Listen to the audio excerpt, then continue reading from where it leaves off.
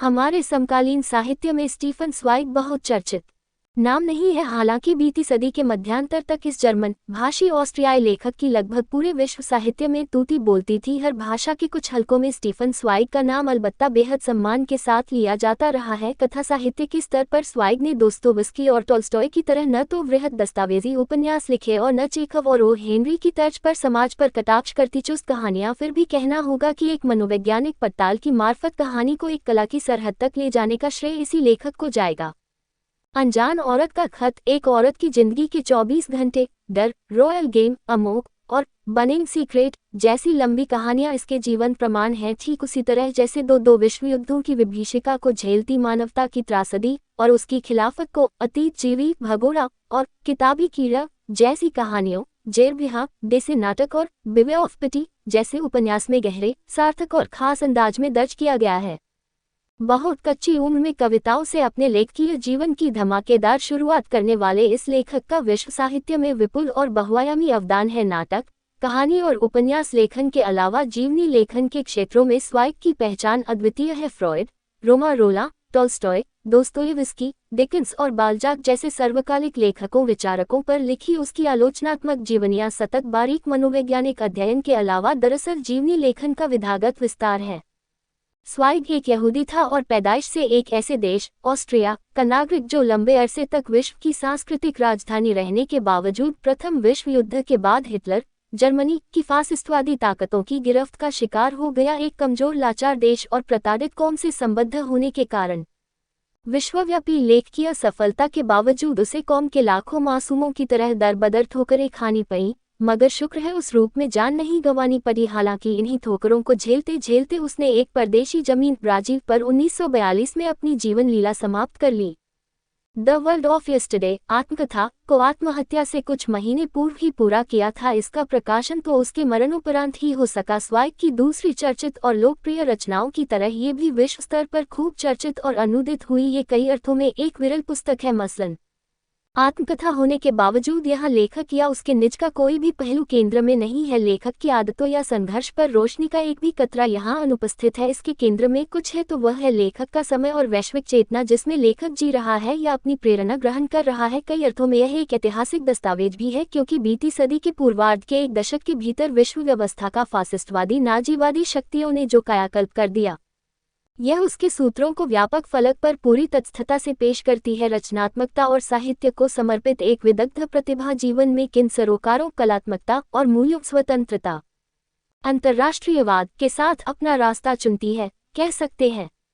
यह आत्मकथा इसकी बेहतरीन मिसाल है। आत्मकथा लेखक यहाँ एक सूत्रधार की भूमिका में है, कभी तो एक नादान प्रशिक्षार्थी की भूमिका में भी, और उसी भूमिका में वह कभी अपने दिग्गज समकालीन ओरिल्के, रोदा, गोकी, Herzl, Romain Rolland, Verhaeren, Richard Strauss, Hofmannsthal, Shaw, Wells और फ्रॉयड की रचनात्मकता के बरक्स उनकी निजी खूबियों की बेदाग तस्वीर पेश करता है, तो कभी रूसी, ब्रितानी, ऑस्ट्रियाई या अमरीकी समाज की बुनियादें उभारता है। अपने समय और समाज की पड़ताल करते हुए कोई रचना कैसे सार्वभौमिक और सर्वकालिक हो सकती है, यह इस आत्मकथा को पकड़ ही समझा जा सकता है। फासिस्टवादी शक्तियों के इधर बढ़ते उभार के मद्देनजर बिना किसी कटुता के ये हमें बोध करा देती है कि शैशव में फुटकर और नामालूम दिखने वाली मानसिकता कितनी क्रूर, विद्रूप और संहारक हो सकती है। लेखक स्वाइग की रचनात्मकता के सूत्रों अंतरसूत्रों को समझने के लिए तो ये परोक्ष खदान है ही।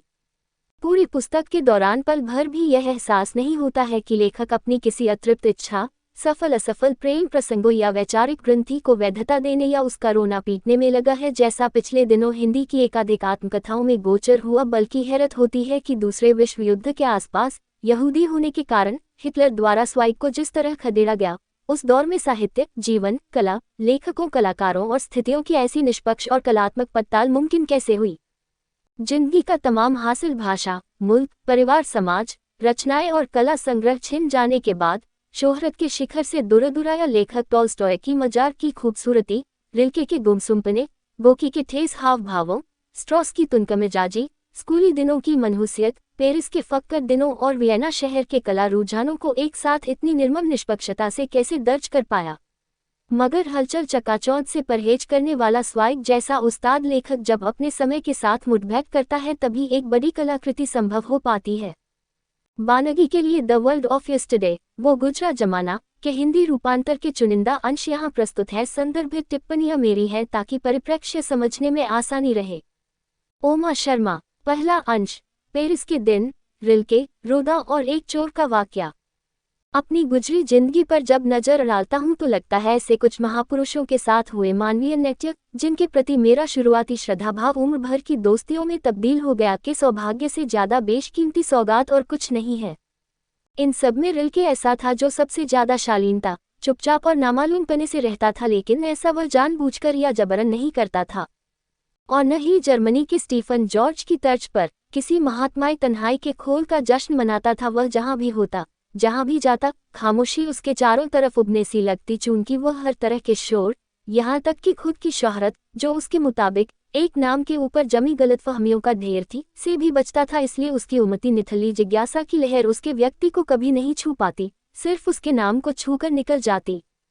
रिल्के की पार पाना मुश्किल था। उसका कोई ठौर या पता ठिकाना नहीं था जहां उससे मिला जा सके, न उसका कोई दफ्तर या स्थायी ठिया था। वह हमेशा दुनिया को नापने की जुगत में रहता, किसी और को क्या, जब उसे ही खबर नहीं होती कि वह किधर जाएगा। उसकी बेलौस संजीदा रूह को हर फैसला, तमाम इंतजाम और हर एक घोषणा बोझा लगती। उससे हमेशा इत्तफाकन ही मिला जा सकता था। आप किसी इतालवी दीर्घा में खड़े हैं और यकबयक लगे, जिसे आप जान भी न पाए कि कैसे, कि आपकी तरफ एक नर्म दोस्ताना मुस्कुराहट मुखातिब है। आप तब उसे पहचानते, उसकी नीली आंखें जो मिलने पर उसकी अन्यथा प्रभावहीन भंगिमा पर जोत सी जगह देती, मगर यह प्रभावहीनता ही उसके वजूद का सबसे पुख्ता राज थी। उस नौजवान को देखकर हजारों लोग यूं ही निकल गए होंगे।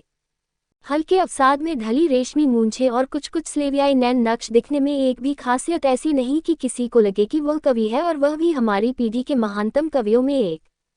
उसकी शख्सियत और उसका असामान्य आचरण केवल नज़दीकी ताल्लुकात के बाद जाहिर हो पाते। उसकी चाल ढाल और बोलचाल की नजाकत का क्या कहिए। कभी वह उस कमरे में आए जहाँ 4 लोग साथ बैठे हों तो वह इस कदर बेआवाज आता कि कोई गौर ही न कर पाए। वहाँ चुपचाप बैठकर वह सुनता रहता। कोई चीज उसकी सोच को जब कुरेदती तो अनायास अपना सिर ऊपर उठा लेता। कभी बोलना शुरू करता तो बिना किसी लाग लपेट या ऊंची आवाज के ऐसे सहज और सरल ढंग से बोलता जैसे कोई माँ अपनी लाडली को परीक्षा सुना रही हो, और उतने ही दुलार से उसे सुनते हुए ऐसा आनंद आता कि बेहद मामूली सा विषय भी सुरम्य और अहम हो उठता। लेकिन उसे भनक हो जाए कि 4 लोगों के बीच सभी की निगाहें उसी पर टिकी हैं, तो वह तुरंत अपनी खामोशी की केंचुल में ध्यान लगाकर सुनने के लिए दुबक जाता। चाल ढाल और हाव भाव में नजाकत थी। वह जब हंसता भी तो एक आवाज की सुरसुराहट की प्रतीति से अधिक कुछ नहीं होता। उसके लिए आवाज की मंदी जरूरी थी, शोर उसके बर्दाश्त बाहर था। भावना के स्तर पर थी, कैसे जैसे हिंसक ये लोग मुझे निचो देते हैं जो अपनी भावनाओं के लिए खून की कई करते हैं। एक बार उसने कहा था, शराब की तरह तभी मैं रूसियों को थोड़ा थोड़ा करके ही निगलता हूँ। उसके नपे तुले आचरण, सुघपन, सफाई पसंदगी और शांत चित्त की तरह ही उसकी भौतिक जरूरतें थी। वह ठसाठस भरी खुली कार की सवारी कर ले या शोर शराबे के सार्वजनिक स्थल पर उसे बैठना पड़ जाए तो घंटों तक वह परेशान रहता। कोई भी गंवारू चीज उसे सहन नहीं होती। हालांकि वह तंग हालात में रहता था, मगर उसके कपड़ों से ही उसकी नजाकत, स्वच्छता और सलीके का सबूत मिल जाता। साथ ही वे उसकी सोच और काव्यात्मक संकल्पनाओं को भी खूब बता देते। वे उसकी अनाडंबरता के उत्कृष्ट गवाह होते। हमेशा अपनी बेलगाम निजता में रचा रहता। उनके साथ वह कोई अतिरिक्त चीज, जैसे कलाई में एक पतला चांदी का कड़ा जरूर पहनता, जिससे उसे अलग सुख मिलता। संपूर्णता और संतुलन की खातिर उसका सौंदर्यबोध बहुत अंतर और निजी से निजी विवरणों में चला जाता। एक दफा मैंने उसे कहीं बाहर जाने से पहले उसी के कमरे में बक्सा तैयार पैकिंग करते देखा। मदद करने की पहल उसने गैर जरूरी कहकर ठुकरा दी। लग रहा था कोई पच्चीकारी हो रही है। हर सामान बड़े हौले से अपनी नियत जगह पर टिकाया जाता, फूलों की तरह संवार कर रखने के उसके इंतजाम में कोई मदद। मुझे लगा उसे किसी अत्याचार की तरह बेचैन कर डालती सुंदरता की सोच का उसका पैमाना एक से एक बारीकी को पकता जाता। न सिर्फ अपनी पांडुलिपियों को ही वह बया से बया कागज पर पंक्ति दर पंक्ति घुमावदार सुलेख में पिरोता। हर पंक्ति एक दूसरे से ऐसी सटी होती कि आप फुटे से उनका मिलान कर ले। किसी को भी कभी कभार खत लिखने के लिए भी उम्दा से उम्दा कागज इस्तेमाल करता, और उतनी ही साफ घुमावदार लिखावट में कभी भागते दौड़ते कुछ लिखना पड़ जाए तब भी किसी शब्द की काटपीट करना उसे नामंजूर था। यदि कोई वाक्य या भाव सही नहीं जच रहा है तो अपने अद्भुत धैर्य के साथ पूरे खत को ही वह दोबारा लिखता। कोई चीज जो मुकम्मल नहीं हो, रिल्के की कलम से गुजरकर कभी नहीं आ सकती थी। उसके व्यक्तित्व का यही प्रच्छन्न मगर फिर भी सिलसिलेवार पहलू उसके नजदीक आने वाले हर एक व्यक्ति को प्रभावित करता, जैसे ये कल्पनातीत था कि रिल्के शोर मचा सकता है, उसी तरह रिल्के के सानिध्य में उसकी निस्तब्धता से निकले कंपनों के असर तले कोई अपना समूचा बड़बोलापन और अहूँ नहीं त्याग देगा। ये भी कल्पनातीत था। उसका आचरण चुपके से लगातार बड़ी स्वदेशी नैतिक शक्ति उड़ेलता जाता था। उसके साथ हर लंबी बातचीत के कई घंटे या दिनों बाद तक आप कोई टुचापन करने लायक नहीं बचते थे। उधर उसका यही शांत स्वभाव और अपने को कभी पूरी तरह न खोलने की इच्छा उसके साथ खास ताल्लुकात बनाने में अडंगा डालती थी। मैं समझता हूँ बहुत कम लोग होंगे जो रिल्के के दोस्त होने का गुमान भरते होंगे। उसके पत्रों के प्रकाशित 6 संकलनों में इस तरह का संबोधन शायद ही कहीं हो। स्कूल के दिनों के बाद से उसने शायद ही किसी को बिरादराना तू कहा हो। दूसरे को किसी प्रकार की नजदीकी देने से उसकी आला दर्जे की संजीदगी पर बोझा चढ़ जाता था। कोई ऐसी चीज जिसमें पुरुषवत ध्वंस धंसी हो उसे शारीरिक कष्ट देती जाती। महिलाओं के संग बातचीत में वह ज्यादा सहज रहता, उन्हें वह अक्सर और खुशी से चिट्ठियां लिखता और उनके सानिध्य में ज्यादा खुला खुला महसूस करता। कंठ में कर्कशता की अनुपस्थिति के कारण उनका स्वर उसे भाता था, क्योंकि आवाज में कर्कशपन उसे सहन नहीं होता था। मुझे अभी भी याद है कि किसी पुरुष के साथ बातचीत में उस पुरुष के पैदाइशी दम्भी उच्च स्वर के कारण उसकी आभिजात्य भंगिमा पूरी तरह निचुक जाती। कंधे पीड़ा से कराहते और नजरें हो रहे शारीरिक कष्ट से दगा न करने की कोशिश में जमीन में गने लगती, लेकिन किसी की तरफ जब वह मुरव्वत से मुखातिब होता तो कितना दिलकश लगता। और तब उसकी अंदरूनी सदाकत का पता चलता। थोड़े बहुत हाव भावों के सहारे वह कम ही बोलता, मगर लगता किसी दिव्य ज्ञान से तह तक आत्मा पर मरहम लगा रहा है। दब्बू और शर्मीले रिल्के को पेरिस जैसा जिंदादिल शहर सबसे ज्यादा चहकाता था, शायद इसलिए कि उसके नाम और काम को यहाँ अभी कोई नहीं जानता था। अज्ञात रहकर ही वह सबसे ज्यादा मुक्त और प्रसन्न महसूस करता। किराए पर ली हुई 2 अलग अलग लॉजों में मैं उससे मिलने गया था। दोनों ही बड़ी सादगी भरी, किसी भी तामझाम के बगैर, मगर उसके गहरे सौंदर्यबोध के कारण फिर भी बहुत कुलीन और शांत लगती। उसका घर कभी भी बड़ा या चिल्लपों करते पड़ोस में नहीं होता। पुराने चाहे कम आरामदायक घर में वह ज्यादा सहज रहता, वह कहीं भी रहे। उसके सुघपन के कारण उसके वजूद से एकाकार होकर वह जगह नए मायने अख्तियार कर लेती। उसके आसपास चीजें बहुत कम ही होती, मगर किसी कलश या फूलदान में रखे फूल उसके पास जरूर महक रहे होते। हो सकता है वे फूल किसी महिला मित्र की भेंट रहे हों या स्नेहवश वह खुद ले आया हो। सुंदर जिल्दों या सावधानी से गत्ते में कसी किताबें दीवार में रखी मुस्कुराती रहती। डेस्क के ऊपर एक सीध में रखे पेन पेंसिल होते, सलीके से जमा कसा कागजों का बंडल होता, एक रूसी और सलीब पर चढ़े ईसा मसीह की प्रतिमा, जो मैं समझता हूँ उसकी यात्राओं में भी उसके साथ रहती। उसके अध्ययन कक्ष को थोड़ा मजहबी रंग देती जाती, हालांकि उसके मजहबीपन का किसी खास मत से कोई वास्ता नहीं था। महसूस होता कि हर चीज कितने ध्यान से चुनी और सहेजकर रखी गई है। अगर आप उसे कोई ऐसी किताब उधार दे दे जो उसने नहीं सुनी पई हो तो वह उसे बेतोड़ मोड़े झिल्लीदार कागज में लपेटकर किसी तोहफे की मानंद रंगीन रिबन से बांधकर लौटाता। मुझे अच्छी तरह याद है कि मौत और मोहब्बत की राह द बीस फॉलीब उनटोड की पांडुलिपि को वह कैसे एक कीमती उपहार की तरह मेरे कमरे में लाया था। उसके गिर्द बंधा रिबन मैंने आज भी संभाल कर रखा हुआ है।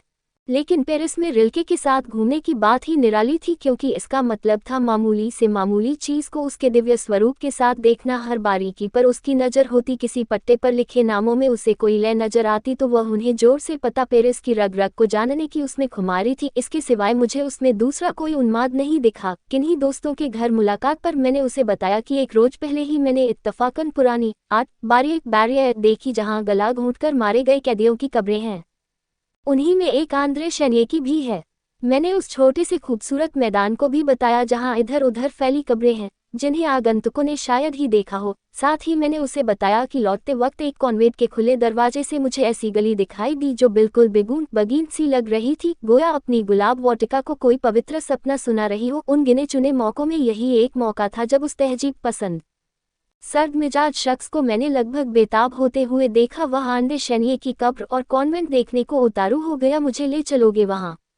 दूसरे दिन हम वहां गए। निर्जन कब्रगाह के सामने वह किसी समाधिस्थ मौनावस्था में खड़ा रहा, जो उसे पेरिस में सर्वाधिक यात्मक लगी जब तक हम लौटे।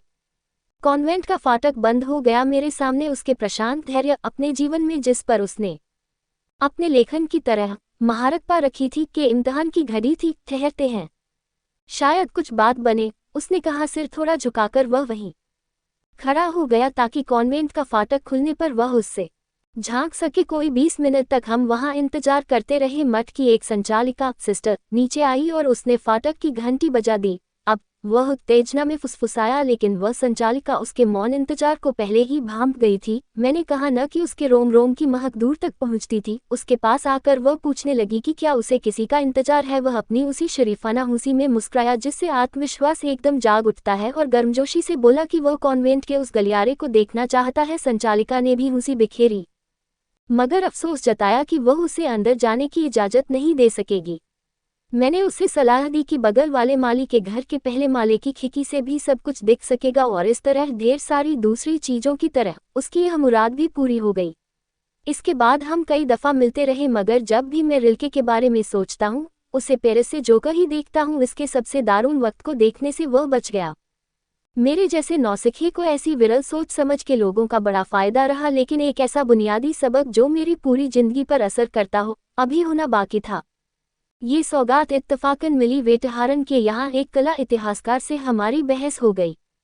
उसका मानना था कि महान मूर्तिकला और कला के दिन लद गए हैं।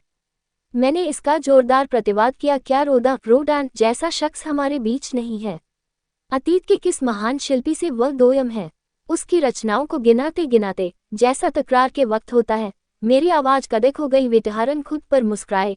किसी को यदि रोदा इतना पसंद है तो उसे उससे जरूर मिलना चाहिए, और आखिर में बोले, मैं कल उनके स्टूडियो जा रहा हूँ, तुम्हारी मर्जी हो तो चलना मेरे संग।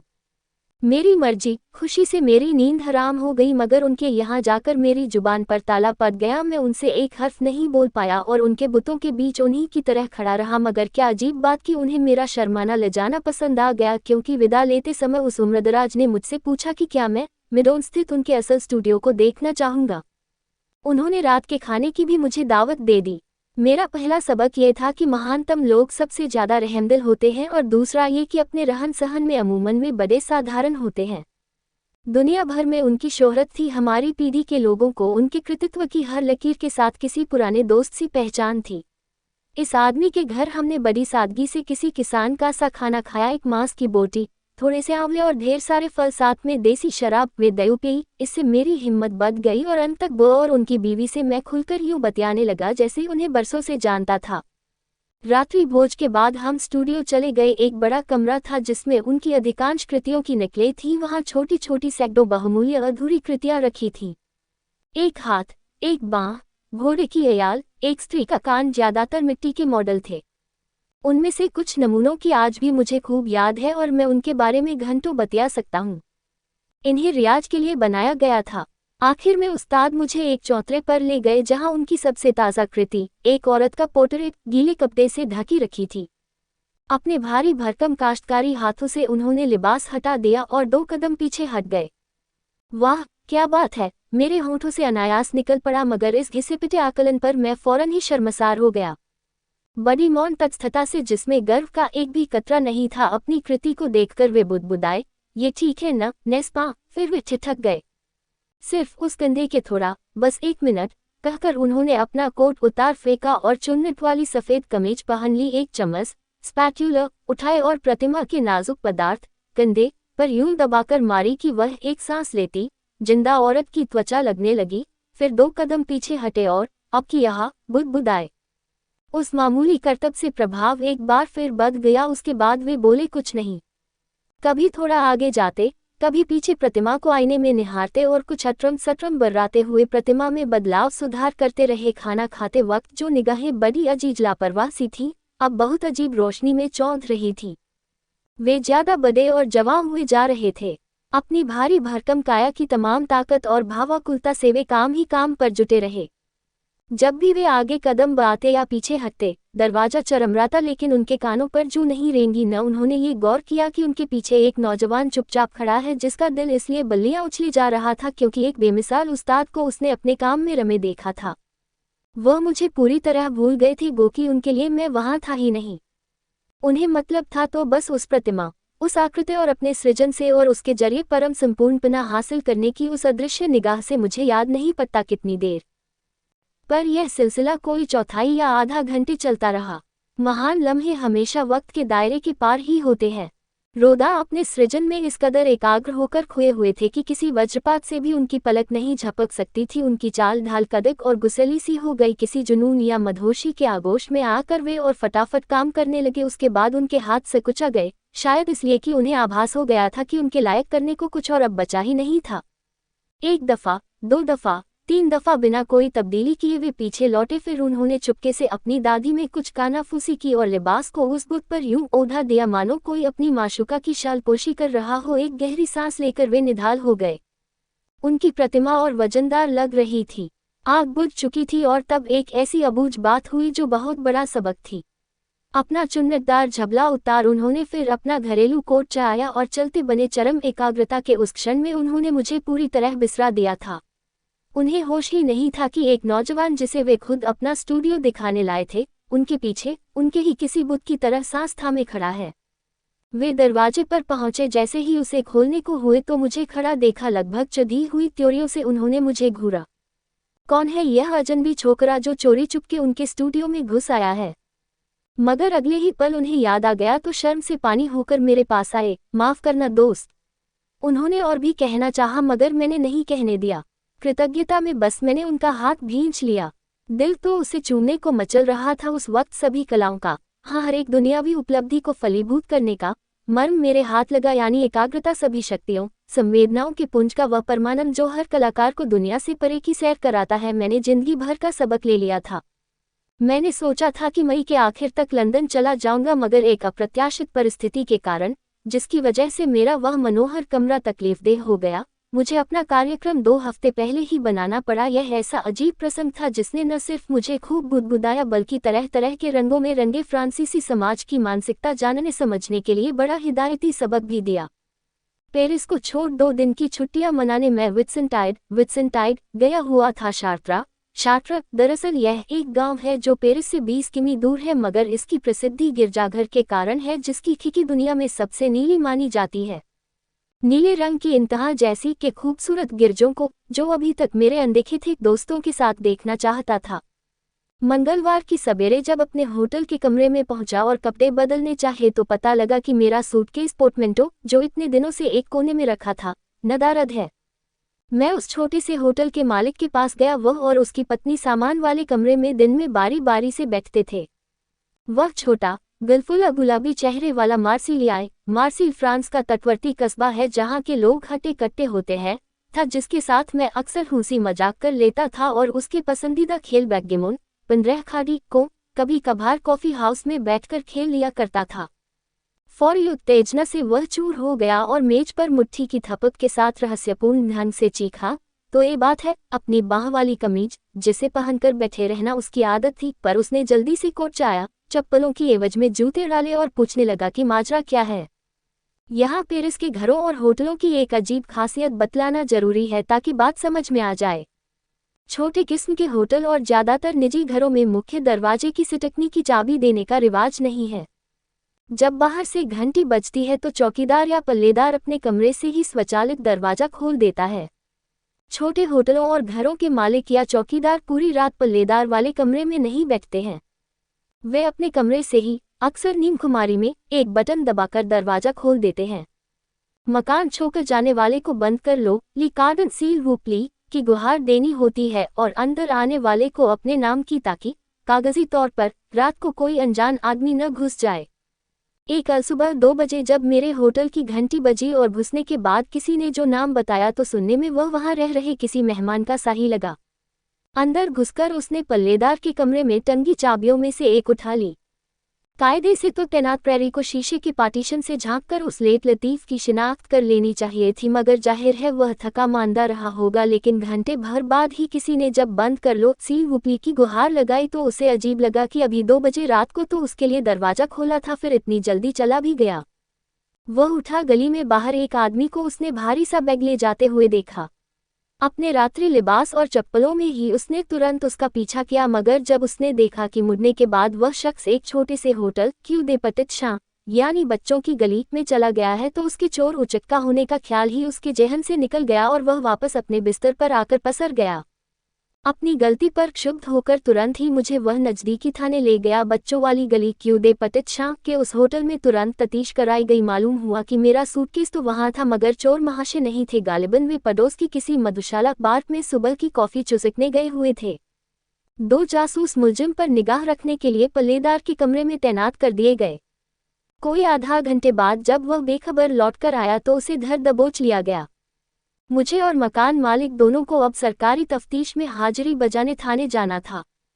हमें थानेदार प्रीफेक्ट के कमरे में ले जाया गया। वह असामान्य सी मजबूत कद काठी का खुशमिजाज मुच्छतधारी था, जो कागजों से ढकी एक मेज पर बिना बटन का कोट पहने बैठा था। पूरा दफ्तर तंबाकू से गंधा रहा था। मेज पर ही रखी शराब की बड़ी बोतल बताई दे रही थी कि थानेदार साहब पवित्र बंधुत्व हरमिंदाद के बेरहम और खूनी रहबरों की जमात से नहीं थे। उनके इशारे पर बैग को मेरे सामने पेश कर दिया गया ताकि मैं सुनिश्चित कर सकूं कि कोई काम की चीज़ तो गायब नहीं हुई है। उसमें कोई कीमती चीज़ थी तो 2000 फ्रैंक का मेरा क्रेडिट कार्ड था, जो 5 महीने के मेरे प्रवास के कारण बुरी तरह कटफट गया था। किसी अजनबी के लिए वैसे भी वह किसी काम का नहीं था। बैग के तले की जेब में वह छुआ रखा था। जब इस बात की एक रपट दर्ज हो गई कि मैंने अपने सूटकेस की शिनाख्त कर ली है और उसमें से कोई चीज़ चोरी नहीं हुई है, तो थानेदार ने चोर को हाजिर करने का फरमान किया। उसे देखने के लिए मेरा मन हिलोरे ले रहा था। और लो, मेरा इनाम भी क्या खूब! 2 कद्दावर जवानों की गिरफ्त में दबा वह गरीब और ज्यादा मरियल लग रहा था। लुंज पुंज लिबास, बेकॉलर, छोटी ढलवा मूंछें और फीका नीम भूखा चूहेनुमा चेहरा। कहना न होगा कि चोर काफी भोंदू था, जिसका सबूत ये था कि अन्यथा तो सुबह ही सुबह माल को लेकर वह कब का चंपत हो गया होता। थानेदार के सामने उसकी नजरें जमीन में गड़े जा रही थीं और वह ऐसे कंपा रहा था मानो सर्दी से जम जाएगा। मुझे ये कहते हुए शर्मा रही है कि उसे देखकर मुझे न सिर्फ अफसोस हुआ बल्कि हमदर्दी भी होने लगी।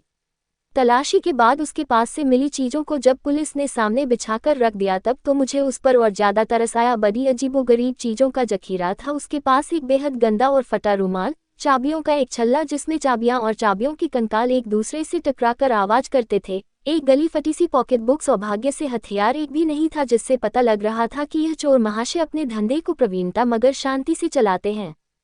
हमारे सामने सबसे पहले उस पॉकेट बुक की दरियाफ्त शुरू हुई। नतीजे ने हक्का बक्का कर दिया, इसलिए नहीं कि उसमें 1000 या 500 की फ्रैंक मुद्राएं थी, वह तो एक भी नहीं थी। उसमें मशहूर नर्तकों और अभिनेत्रियों के गर्दन और कंधों को उघाड़े कम से कम 27 चित्र थे और 3-4 तो नग्न भी थे।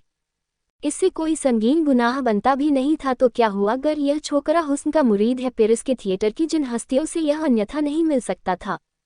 उन्हें तस्वीरों की बदौलत दिल से लगाए फिरता था। ऊपरी तौर पर हालांकि थानेदार उन तस्वीरों का बड़ी सख्ती से मुआयना कर रहा था, मगर उस किस्म के अपराधी के बच्चों से फितूर पर उसे मेरी तरह हंसी भी आ रही थी। सौंदर्यपरक खूबसूरती की जानिब उस गरीब चोर के रुझान ने मेरे तय और हमदर्दी जगा दी। कलम हाथ में थामकर थानेदार ने जब मुझे तलब किया कि क्या मैं उस चोर के खिलाफ कोई शिकायत दर्ज कराना चाहता हूं, तो मैंने बेहिचक ना कह दी।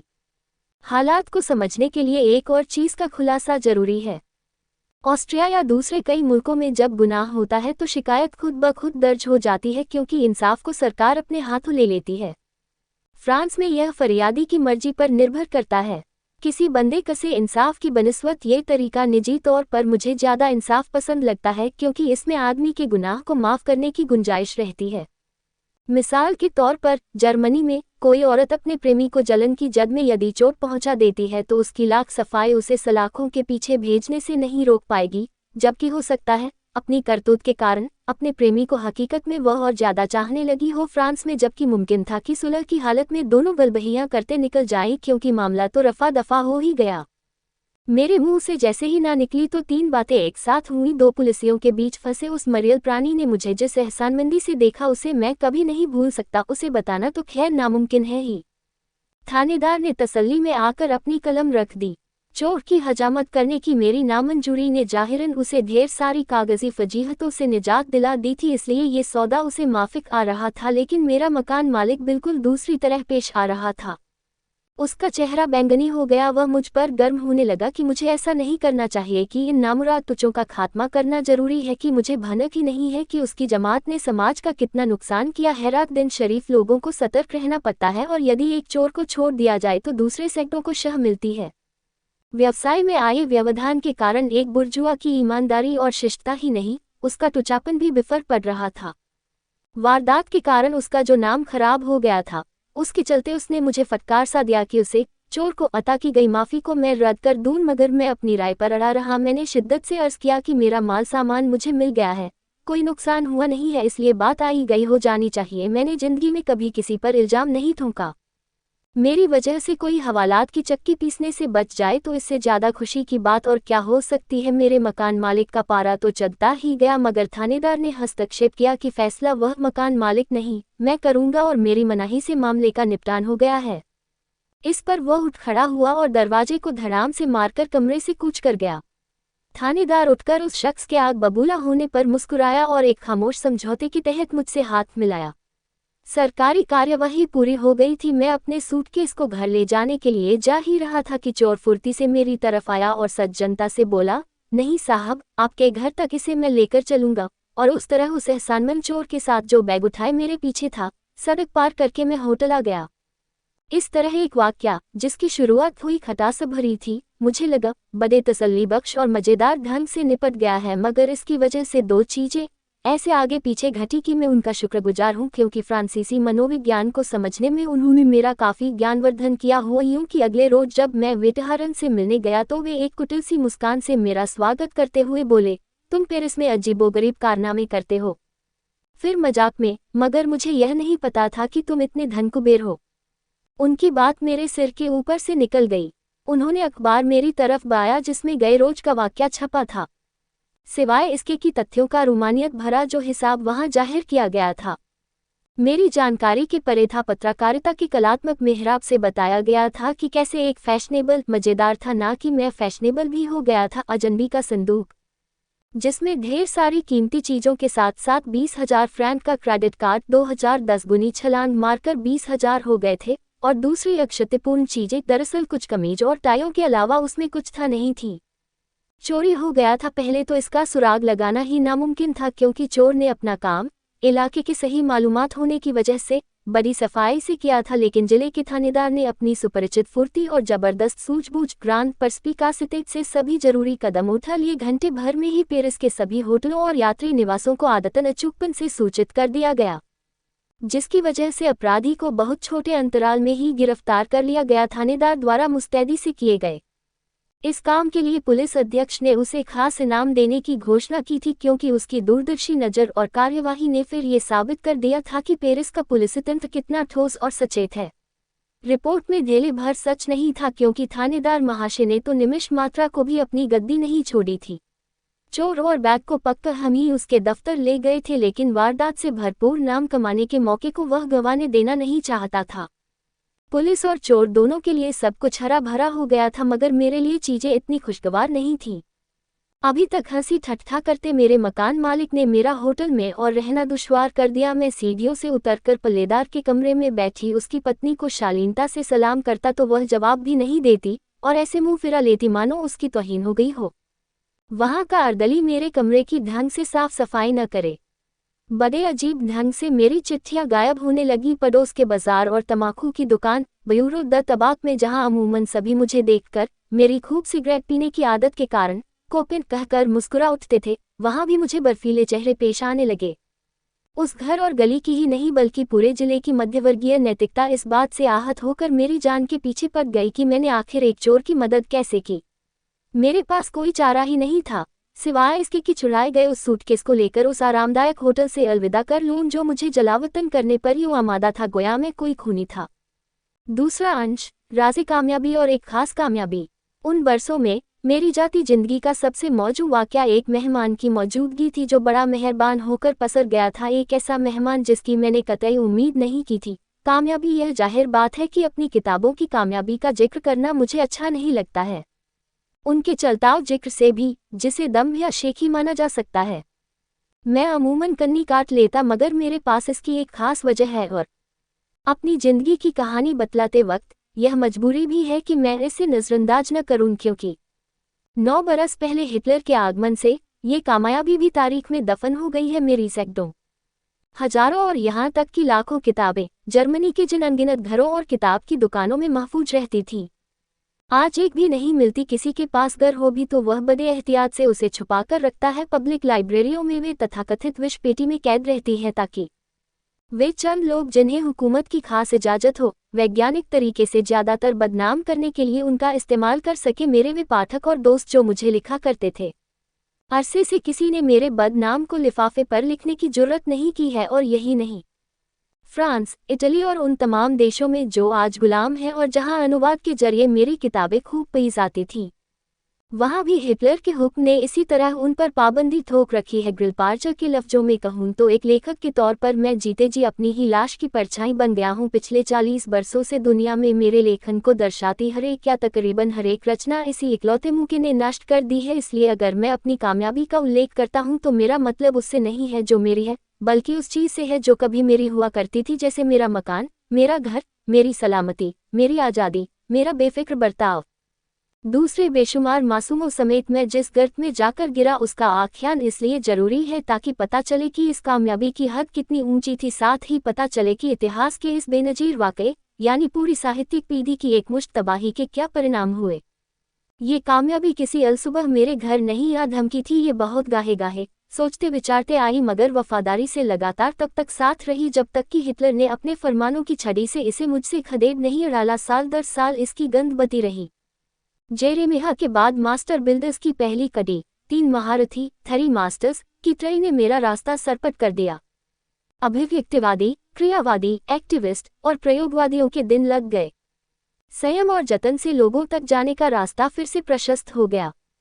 अरमों का और अनजान औरत का खत जैसी मेरी कहानियों को ऐसी शोहरत मिली जो आमतौर पर पूरे उपन्यासों को ही मिल पाती है। उनके नाट्य रूपांतर हुए, सार्वजनिक पाठ किए गए, उन पर फिल्में बनी, एक छोटी किताब स्कूल में लगा ली गई। थोड़े ही समय में इंसल संग्रहालय में उनकी बिक्री 2,50,000 पहुंच गई। थोड़े ही बरसों में मैंने वह मकाम बना लिया जो मेरे जैसी मानसिकता के लेखक के लिए सबसे कीमती कामयाबी होती है। एक बार भरोसेमंद लोगों के एक गुट का निर्माण जो मेरी हर नई किताब आने का इंतजार करता, हर नई किताब खरीदता, जिसे मुझ पर यकीन था और जिस यकीन को नाउम्मीद करने की मेरी हिम्मत नहीं होती थी। वक्त के साथ यह बड़ा और ज़्यादा बड़ा होता गया। मेरी हर एक किताब जिस दिन छपकर आती, अखबारों में छपे एक भी इश्तिहार से पहले 20,000 प्रतियां तो जर्मनी में उसी रोज बिक जाती। कभी तो जानबूझकर भी मैंने कामयाबी से नजरें चुराने की कोशिश की, मगर किसी हैरतन जीत की तरह यह मेरे पीछे पड़ी रही। जैसे अपने निजी सुख के लिए मैंने फाउश की जीवनी लिखी। मैंने जब इसे प्रकाशक को भेजा तो उसने लिखा कि पहले संस्करण की वह 10,000 प्रतियां छापेगा। मैंने फौरन उससे गुजारिश की कि इतनी ज़्यादा न छापे। मैंने उसे समझाया कि फाउश की शख्सियत बेरहम थी, किताब में औरतों से संबंधी एक भी वाक्या नहीं था और गालिबन बहुत ज़्यादा पाठकों को जज भी नहीं पाएगी, इसलिए बेहतर हो शुरू में 5,000 ही छापें। साल भर के अंदर अंदर जर्मनी में 50,000 प्रतियां बिक गई। उसी जर्मनी में जहां आज मेरी लिखी एक भी लाइन पढ़ने की मनाही है। अपनी लगभग बीमार खुद बदगुमानी के चलते मेरे साथ ऐसा ही कुछ वोल्पोन के संस्करण के वक्त हुआ। इसे मैंने छंदों में लिखने की सोची थी। मार्शलीज में 9 दिन के अंदर मैंने इसके विभिन्न अध्यायों की मोटी रूपरेखा खींच ली थी। गद्य में ड्रेसडेन के कोर्ट थिएटर का मैं एहसानमंद था, क्योंकि मेरा पहला नाटक थर्साइटीज उन्होंने ही मंचित किया था। मेरी हाली योजनाओं पर जब उनसे बात चली तो मैंने उन्हें वही गद्य रूप भेज दिया, इस बात की माफ़ी मांगते हुए कि यह इस रचना का पहला ही खाका है जो अंततः छंदों की शक्ल लेगा। लेकिन थिएटर वालों ने तुरंत मुझे तार किया कि खुदा के वास्ते मैं उसकी एक भी चीज़ इधर उधर नहीं करूँ। और यह बात भी सही है कि नाटक के उसी संस्करण प्रारूप को दुनिया भर में मंचित किया जा चुका है। उन दिनों मैंने जो कुछ किया, कामयाबी और जर्मन पाठकों की बड़ी तादाद ने मुझसे खूब वफादारी निभाई। एक जीवनीकार और निबंध लेखक होने के नाते हमेशा मेरी इच्छा होती है कि अपने वक्त पर किताबों या शख्सियतों के पने वाले प्रभाव या उसकी गैर मौजूदगी के कारणों की पड़ताल करूं। मनन के पलों में अपने आप से मैं ये सवाल किए बिना नहीं रह सका कि मेरी किताबों में ऐसी क्या खूबियां थीं जिनकी वजह से उन्हें इतनी मेरी जानिब बिला उम्मीद कामयाबी मिली। मेरी निगाह में इसका लब बोलूं अब मेरी वह निजी खराब आदत है कि मैं एक बेसब्र और तुनक मिजाज पाठक हूँ। किसी उपन्यास, जीवनी या बौद्धिक विमर्श में खटकने वाली कोई भी चीज़, हर डंठल, टीकाबिंदी, मलिनसा भी अतिरेक, हर एक झिलमिल और धुलमुल बात मुझे चिढ़ा डालती है। मेरी नज़र से गुजरने वाली 90% किताबें फालतू की तफसीलों, बेबात की बातों और अनावश्यक चिरकुट चरित्रों से मुटियाई होती हैं। इसीलिए अपना सम्मोहन और धार खो बैठती है। जाने माने खास क्लासिक्स में भी कई रूखे और धूल उद्धरण मुझे खटकते हैं। कई दफ़ा मैंने प्रकाशकों को विश्व साहित्य होम से लेकर बाल्जाक और दोस्तोवस्की से लेकर मैजिक माउंटेन तक की अपनी दिलेर श्रृंखला पेश की है, जिसमें हर एक कृति की फालतू तफसीलों की कसकर छटनी कर दी जाए। वक्त के पैमाने पर जिन रचनाओं की अमरता असंदिग्ध है, वर्तमान के लिहाज से फिर एक नया जीवन और अर्थ ले उठेगी। दूसरों की रचनाएं पते वक्त हर फालतू और आधे टेढ़े ब्यौरों से नापसंदी की आदत मेरे अपने लेखन में भी उतरनी थी। इसने मुझे एक खास एहतियात बरतने का प्रशिक्षण दिया। आमतौर पर मैं बड़ी सहजता और प्रवाह से लिख लेता हूँ। किसी किताब के पहले ड्राफ्ट में अपने साथ अपनी कल्पना को मैं खुला छोड़ देता हूँ। कलम पर कोई रोक नहीं लगाता हूँ। इसी तरह किसी जीवनी के लिए शुरू में मैं हर किस्म की उपलब्ध दस्तावेजी विगत का इस्तेमाल करता हूँ। मैरी एंटोइनेट की तैयारी के समय मैंने उसके एक खाते की जांच की ताकि उसके निजी खर्च का पता लगे। मैंने तत्कालीन अखबारों और चौपनों को छान डाला, कानूनी दस्तावेजों का एक हर्फ चट कर गया, मगर प्रकाशित पुस्तक में उसकी एक भी पंक्ति नहीं है, क्योंकि इस पहले प्रारूप का जब सब कुछ हो जाता है तब तो उस किताब का मेरा असल काम शुरू होता है, लिखने और संक्षिप्त करने का। और यह काम है ऐसा कि मैं इसे गहनता से एक प्रारूप से दूसरे प्रारूप तक किए बगैर नहीं रह सकता हूँ। ये संतुलन बनाए रखने के लिए पोत पर रखी उस बजरी रोटी को हवा में उछालने जैसी जिद है जो अंदरूनी ढांचे को हमेशा कसती साफ करती जाती है, और जहां ज्यादातर लोग लेखक जितना वे जानते हैं उसी तक अपने को नहीं संभाल पाते हैं। हर घुमावदार पेंच के प्रति जुनून से वे अपने से ज्यादा दिखाने बतलाने की कोशिश करते हैं, जबकि मेरी हमेशा कोशिश होती है कि जितना सतह पर दिखता है उससे ज्यादा जानूं। काट छांट और नाटकीकरण की यह प्रक्रिया एक दफा, दो दफा और फिर तीसरी दफा प्रूफ शीटों पर दोहराई जाती है। अंत होते तक तो ये किसी वाक्य या एक शब्द की ऐसी आनंदमय खोज सी हो उठती है जिसकी अनुपस्थिति दंश कम किए बगैर ही रफ्तार बढ़ा दे। काट छांट करने का ये काम मुझे वाकई सबसे ज्यादा आनंद देता है। मुझे याद है कि एक बार जब मैं काम करके उठा तो मुझे चहकता देख पत्नी ने टोका कि आज मैंने जरूर कुछ बहुत बया लिखा होगा। बिल्कुल, मैंने एक और पूरे के पूरे पैरे को उड़ा डाला, जिससे कहीं ज्यादा प्रवाह हासिल कर लिया। मैंने शान से जवाब दिया, इसलिए मेरी किताबों की पठनीयता को कभी सराहा जाता है तो इस खूबी का किसी देसी मिजाज या अंदरूनी आवेग से कोई वास्ता नहीं होता है, बल्कि हर फिजूल किंतु परंतु को लगातार हटाने का सिलसिलेवार तरीका है। मेरे पास यदि अपनी कोई कला है जिसे मैं जानता हूं तो वह मेरी छूने की काबिलियत है, क्योंकि 1000 पृष्ठ की पांडुलिपि में 800 पृष्ठ यदि कूड़ेदान की राह पकड़ ले तो मुझे कोई गम नहीं, बशर्ते छटाई के उन 200 पृष्ठों में उसका अर्थ बच जाए। अभिव्यक्ति की गिनी चुनी शैलियों में खुद को सीमित करने का सख्त अनुशासन और हमेशा एकदम जरूरी बात ही कहने की जिद, कुछ हद तक ऐसा कुछ है मेरी किताबों के प्रभाव का राज। हमेशा महाद्वीपों और परराष्ट्रीयता के अर्थ में सोचने वाले मेरे जैसे लेखक को यह जानकर बहुत खुशी हुई कि विदेशी प्रकाशक फ्रेंच, बुल्गारियाई, अरमानियाई, पुर्तगाली, अर्जेंटीनियाई, नॉर्वे वाले, लत्वियाई, फिनलैंड और चीनी मेरी किताबें प्रकाशित करना चाहते हैं। जल्द ही इतने सारे अनुवादों को संभालने के लिए मुझे एक बड़ी अलमारी खरीदनी पड़ी। एक रोज जिनेवा के लीग ऑफ नेशंस के कोऑपरेशन इंटेलेक्चुअल के आंकड़ों में मैंने पढ़ा कि तब मैं दुनिया का सबसे अनुदित लेखक था, मगर अपनी फितरत के मुताबिक उस रिपोर्ट की शुद्धता पर मुझे तो संदेह हुआ। एक रोज लेनिनग्राड में मेरे रूसी प्रकाशक का खत आया। मेरी सभी रचनाओं के संपूर्ण संस्करण प्रकाशित करने की उसने इच्छा जतलाई थी और पूछा था कि मैक्सिम गोकी उसकी भूमिका लिखे तो क्या मुझे माफिक आएगा। स्कूल में एक बच्चे की तरह मैंने गोकी की कहानियां पढ़ी थीं। डेस्क के भीतर छिपाकर बरसों मैंने उन्हें चाहा और सराहा था। मेरी कोई चीज पने की बात तो दूर, मैंने तो कभी भरम भी नहीं पाला था कि उन्होंने मेरा नाम भी सुना होगा, और ये तो यकीनन नहीं कि ऐसे उस्ताद को मेरी रचनाएं इतनी महत्वपूर्ण लगेंगी कि वे उनकी भूमिका लिखें। ऐसे ही एक बार एक अमरीकी प्रकाशक साल्जबर्ग वाले घर में किसी का सिफारिशी खत लेकर आए। गोकी ऐसे सिफारिशी खत की जरूरत थी और प्रस्ताव रखा कि वे मेरी सभी रचनाओं के अधिकार चाहते हैं, भविष्य में नियमित प्रकाशित करने के लिए। ये वाइकिंग प्रेस के बेंजामिन ह्यूबर्स थे, जो तब से ही सबसे भरोसेमंद दोस्त और सलाहकार बने हुए हैं। हिटलर के कीलदार जूतों तले जब सब कुछ नष्ट हो गया तो अभिव्यक्ति के मेरे आखिरी घर को उन्होंने ही बचाकर रखा है, क्योंकि जर्मनी और यूरोप वाला जो मेरा अपना पुराना घर था वह तो मैं खो ही चुका हूँ। इस तरह की ऊपरी कामयाबी उस आदमी को बरगला सकती थी जिसका यकीन अभी तक उसकी अपनी काबिलियत और रचनाओं की गुणवत्ता से ज्यादा अपनी साफदिली में था। प्रचार अपने आप में चाहे किसी प्रकार का हो, आदमी के कुदरती संतुलन के खिसकने का द्योतक होता है। सामान्य हालात में किसी आदमी का जो नाम होता है वह ऐसे ही होता है जैसे सिगरेट की किसी ब्रांड का पहचान का फकत जरिया, एक ऐसी थोथी लगभग महत्वहीन चीज जो असलियत से केवल मोटा मोटी जुड़ी हो, जैसे खाले से हम कामयाबी के साथ जिसे कहे नाम फूलने लगता है। जिस आदमी का ये होता है उससे छिटक कर यह अपने आप में एक सत्ता बन जाता है, एक शक्ति, एक स्वतंत्र चीज, एक कारोबारी वस्तु जैसे। कोई पूंजीगत संपत्ति मनोवैज्ञानिक तौर से देखें तो एक बार फिर एक तर्क प्रतिक्रिया के साथ यह ऐसी ताकत बन जाता है जो उसी आदमी पर असर दिखाने लगती है, हावी होने लगती है और उसे बदलने लगती है, जिसका कि वह नाम है खुश।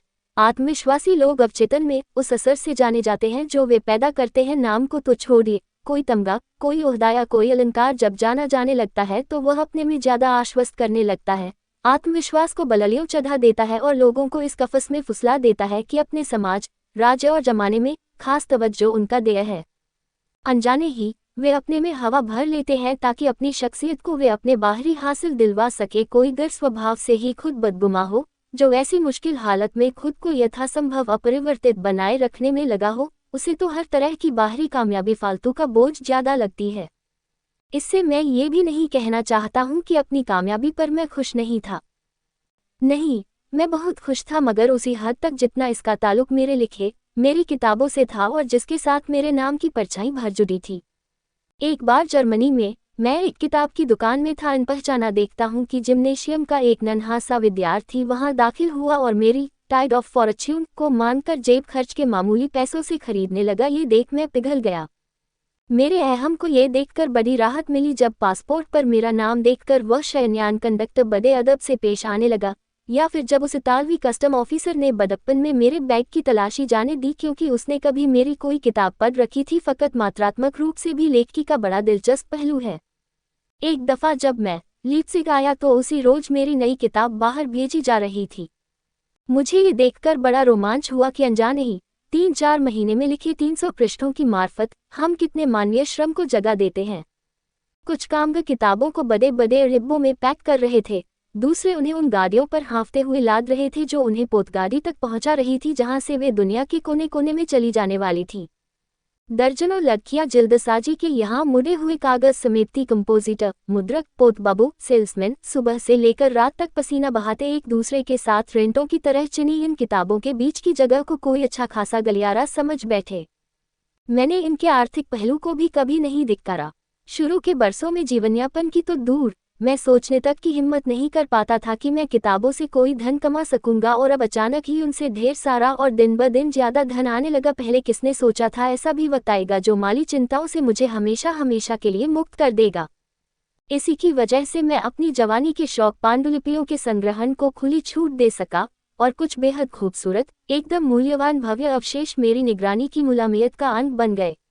उन अपेक्षाकृत अल्पकालिक रचनाओं जो मैंने लिखी थी कि एवज मैं समय की सरहद चीरती पांडुलिपियां ले सका, जैसे मोजार्ट, बाख, बीथोवन, गेटे और बाल्जाक की पांडुलिपियां। इसलिए मेरे लिए ये कहना हास्यास्पद होगा कि लोगों के बीच मिली अनपेक्षित सफलता ने मुझे उदासीन या अंदर से विमुख कर दिया। मगर मैं पूरी ईमानदारी से कह रहा हूं कि अपनी कामयाबी का मैंने उसी हद तक लुत्फ उठाया जहां तक इसका ताल्लुक मेरी किताबों और लेखक के बतौर मेरे नाम से था।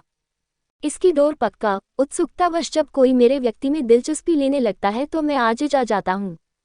लड़कन से ही शिद्दत से मेरी फितरत रही है, और मुझे लगता है कि फोटोग्राफिक प्रचार के कारण किसी इंसान की निजी आज़ादी के श्रेष्ठ हिस्से का अधिकांश भाग अवरुद्ध और विकृत हो जाता है। दूसरे, जिस चीज़ की शुरुआत मैंने शौक की तरह की थी अब एक पेशे की तरह सवार होने लगी। कभी तो धंधे सी भी। हर अड़ाक में खतों, नियतों, गुजारिशों और ततीशों का अंबार लगा होता जिनके जवाब देने होते। कभी महीने भर की अनुपस्थिति से लौटता तो उस गट्ठर को समेटने में और उसके बाद धंधा शुरू करने में ही 2 या 3 दिन खप जाते।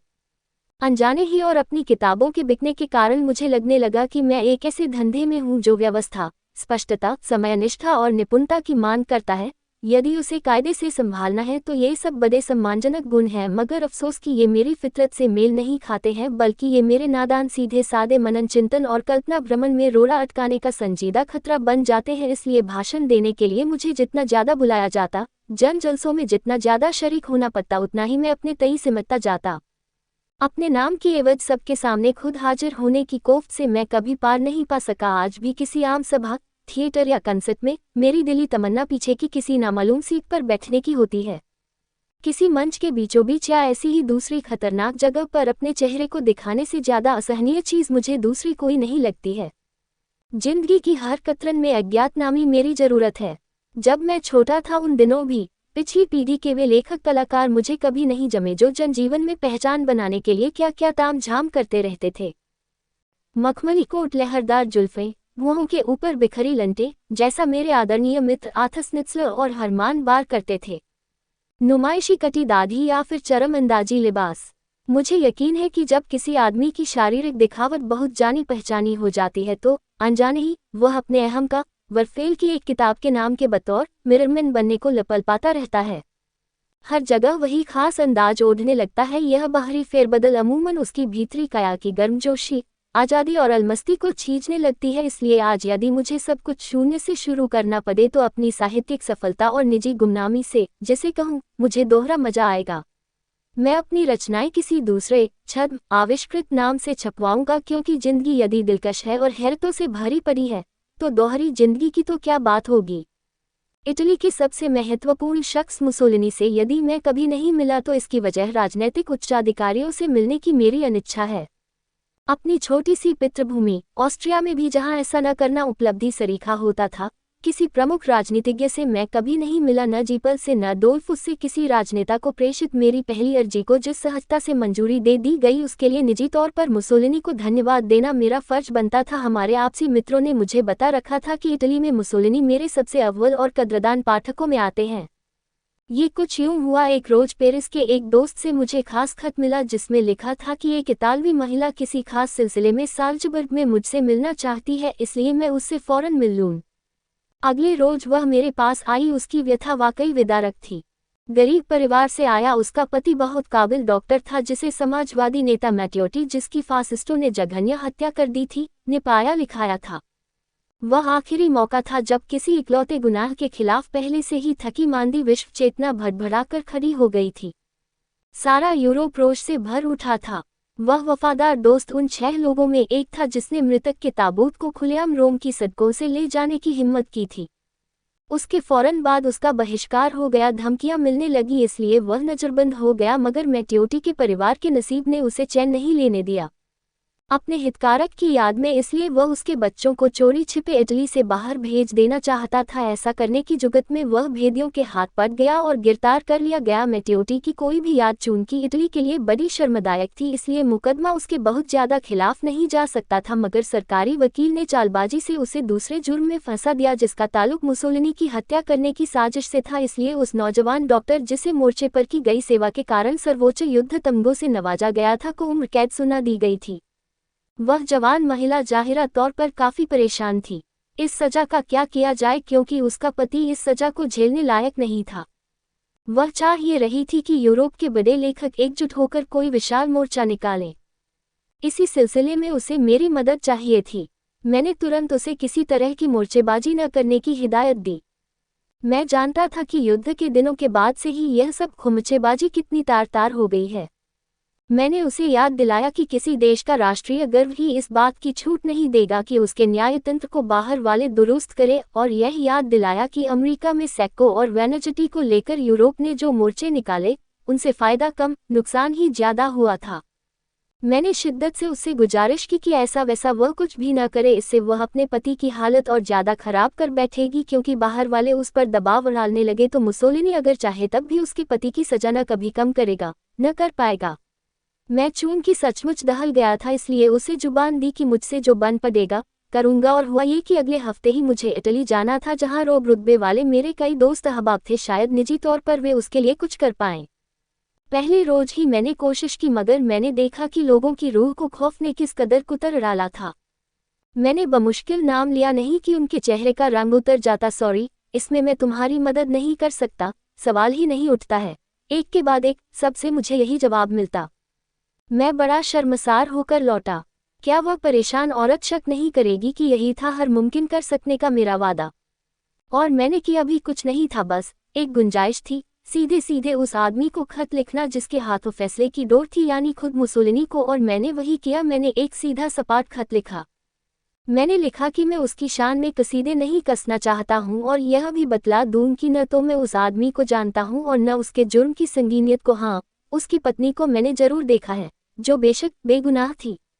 उसके पति को यदि 10 बरस जेल में काटने पड़े तो उम्र कैद का पुर असर उसे भी भुगतना पड़ेगा।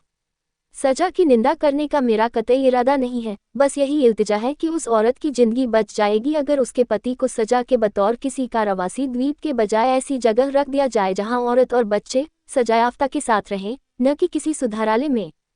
मैंने खत लिया, मुहाम्हिम बेनिटो मुसोलिनी का पता लिखा और साल्ज़बर्ग के आम अड़ाक खाने में अड़ा लाया।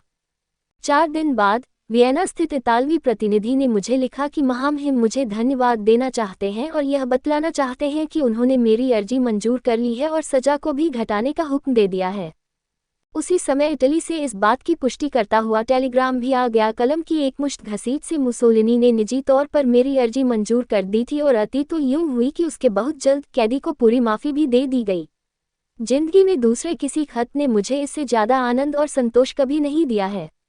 मैं यदि अपनी किसी साहित्यिक कामयाबी के बारे में सोचता हूँ तो इस वाक़ये को मैं खास आभार से याद करता हूँ।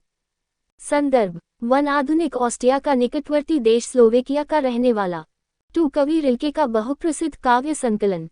3 एक क्रांतिकारी कवि जिसने यूरोप के रूमानी साहित्य पर कड़क प्रहार किया था। आक्ताई सत्ता के विरुद्ध जमकर लिखने के कारण उसे सलाखों के पीछे सदना पड़ा था। 4 फ्रांस में इस संस्था के अंतर्गत काम करने वाली मटकन्याओं को पारिवारिक जीवन में लौटने की छूट रहती है, इन ननों को सौगंध भी नहीं लेनी होती। 5 ओस्त्रोदा 1841-1917 विश्व के सर्वकालीन सर्वश्रेष्ठ मूर्ति शिल्पियों में शुमारे जाने वाले फ्रांसीसी कलाकार, चुंबन, विचारक और भगवान का हाथ उनकी प्रसिद्ध कृतियां हैं। 6 ग्रिल्पार्ज फ्रांज ऑस्ट्रिया के 19वीं सदी के प्रमुख नाटककार थे जो नवशास्त्रीय शैली में लिखते थे। नेपोलियन को केंद्र में रखकर उनके कई नाटक हैं। 7 आलोचनात्मक जीवनी लेखन को अनोखा आयाम देने वाली इस त्राई में बाल्जाक, डिकेंस और दोस्तोवस्की शामिल किए गए हैं। इसका प्रकाशन 1919 में हुआ। कड़ी के दूसरे भाग में होल्डलिन, कीस्ट और नीत्से थे और यह पुस्तक 1925 में प्रकाशित हुई। श्रृंखला की तीसरी कड़ी सन 1928 में प्रकाशित हुई जिसमें कैसानोवा, स्टेंटल और टोल्स्टॉय की जीवनियों के आत्मचित्रण हैं। 3 विशिष्ट शख्सियतों को लेकर स्वाइग की मनोपचारक मेंटल हीलर्स नाम की एक किताब सन 1930 में प्रकाशित हुई थी जिसमें फ्रांज मैस्मर, मैरी एडी और सिगमंड फ्रॉइड की विषय शैलियों को लेकर रचनात्मक जीवनियां लिखी गई है, मगर वे मास्टर बिल्डर्स श्रृंखला का हिस्सा नहीं है, संभवतः साहित्य की विभाजक रेखा के कारण। 8 स्वाइग इन रुझानों का उल्लेख संभवतः अपने ही अभी तक के लेखन के संदर्भ में कर रहा है। 9 फाउस्ट जोसेफ 1758-1820 फ्रांसीसी राजनीतिज्ञ और पुलिस इस्तजासक पे जो अपनी सक्षमता और अवसरवादिता के कारण 1792 से 1815 तक हर सरकार के साथ रहे। स्वाइग की लिखी ये जीवनी 1929 में प्रकाशित हुई थी। 10 फ्रांस का एक तटवर्ती कस्बा। 11 यह स्वाइग के दूसरे समकालीन महान जर्मन लेखक थॉमस मान के बहुचर्चित उपन्यास का नाम है जो आकार में वस्तुतः बड़ा है। मान को वर्ष 1929 का साहित्य का नोबेल पुरस्कार भी मिला था। 12 साहित्य, मनोविज्ञान और इतिहास की सरहदें फलांगती ये किताब इन ऐतिहासिक लम्हों के सृजनात्मक विस्फोटों को लामबंद करती है जो ऐतिहासिक और मनोवैज्ञानिक रूप से मानवता के लिए निर्णायक रहे हैं। लगभग 2000 वर्षों के इतिहास से स्वाइग ने 12 ऐसे समय बिंदुओं का अद्भुत मनोविश्लेषण किया है। एक लम्हा नेपोलियन के वॉटरलू का है तो एक ज्यूरिख से बंद रेलों में लैनिव की वापसी का, एक गेटी को लेकर है तो एक प्रथम विश्व युद्ध के समय अमेरिकी राष्ट्रपति विल्सन को लेकर अमूमन अनुपलब्ध इस पुस्तक का पुस्तकालय न साहित्य में वर्गीकरण करते हैं न इतिहास या मनोविज्ञान में। 13 जर्मनी का एक कारोबारी शहर स्वाइग के प्रकाशक इंसल वर्लेग का मुख्यालय इसी शहर में था। 14 डोल्फुस एंजलबर्ट 1892-1943 1932-34 के दौरान ऑस्ट्रिया के चांसलर थे, वहां के प्रमुख नेता जिन्होंने ऑस्ट्रिया को तानाशाही में तब्दील कर दिया। 15 कुर्ट फॉन श्यूशनिक 1897-1977 ऑस्ट्रियाई नेता और चांसलर थे जिन्होंने ऑस्ट्रिया पर नाजियों के कब्जे के खिलाफ संघर्ष किया। डोल्फुस प्रशासन के मंत्री थे मगर डोल्फुस की हत्या 1934 के बाद चांसलर बन गए। नाजियों के समय उन्हें झुकना ही पड़ा। 16 गियाकोमो मैटियोटी 1885-1924 इटली के समाजवादी राजनेता थे जिनकी फासिस्टों ने हत्या कर दी। उनकी लोकप्रियता इतनी अधिक भी कि एक बारगी तो मुसोलिनी के शासन की चूलें हिल गईं मगर अंततः वह सत्ता पर अपना तानाशाही शिकंजा जमाने में सफल रहा। 17 1908 से इटली से मैसाचुसेट्स आए। ये दोनों व्यक्ति गर्मपंथी थे। एक जूते के कारखाने में काम करता था, दूसरा मछलियां बेचता था। 15 मई 1920 को उन्होंने मिलकर कारखाने के मालिक मिस्टर पारमेंटर की हत्या कर दी। 31 मई 1921 को उनका मुकदमा शुरू हुआ। 14 जुलाई 1921 को अदालत ने उन्हें दोषी भी करार दे दिया। समाजवादी हलकों ने इस पर खूब बवाल किया कि उन्हें सजा अपने गुनाह की नहीं, अपने वैचारिक अतीत के लिए दी गई है।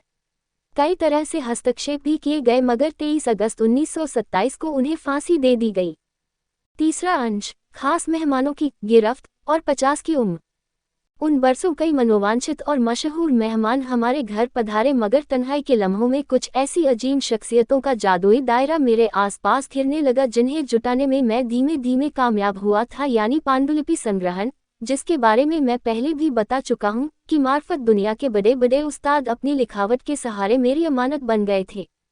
15 बरस की उम्र में शौकिया शुरू की गई चीज समयांतर में ज्यादा अनुभव, बेहतर संसाधन और दिनों दिन बढ़ते आवेग के कारण महज संचय से बका एक जीवन ढांचे में तब्दील हो गई थी, बल्कि कहना होगा कि वह अपने आप में एक कलाकृति बन गई थी।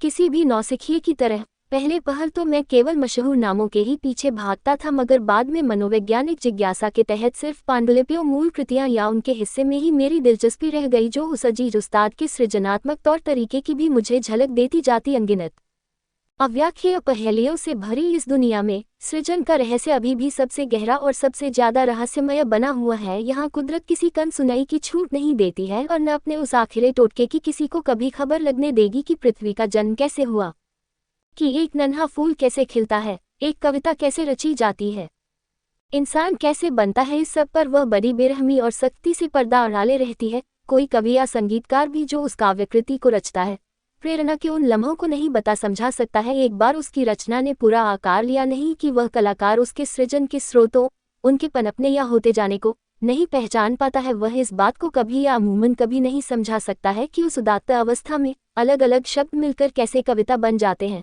स्वर धुन बन जाते हैं और जो सदियों तक फिजा में गुनगुनाते हैं। सृजन की इस दुर्बोध्य प्रक्रिया की थोड़ी बहुत भनक यदि मिल सकती है तो उन हस्तलिखित कागजों पर ही, विशेषकर उनसे जो छपने को नहीं दिए जाने हैं, जिनमें सुधारों की काटपीट की गई हो।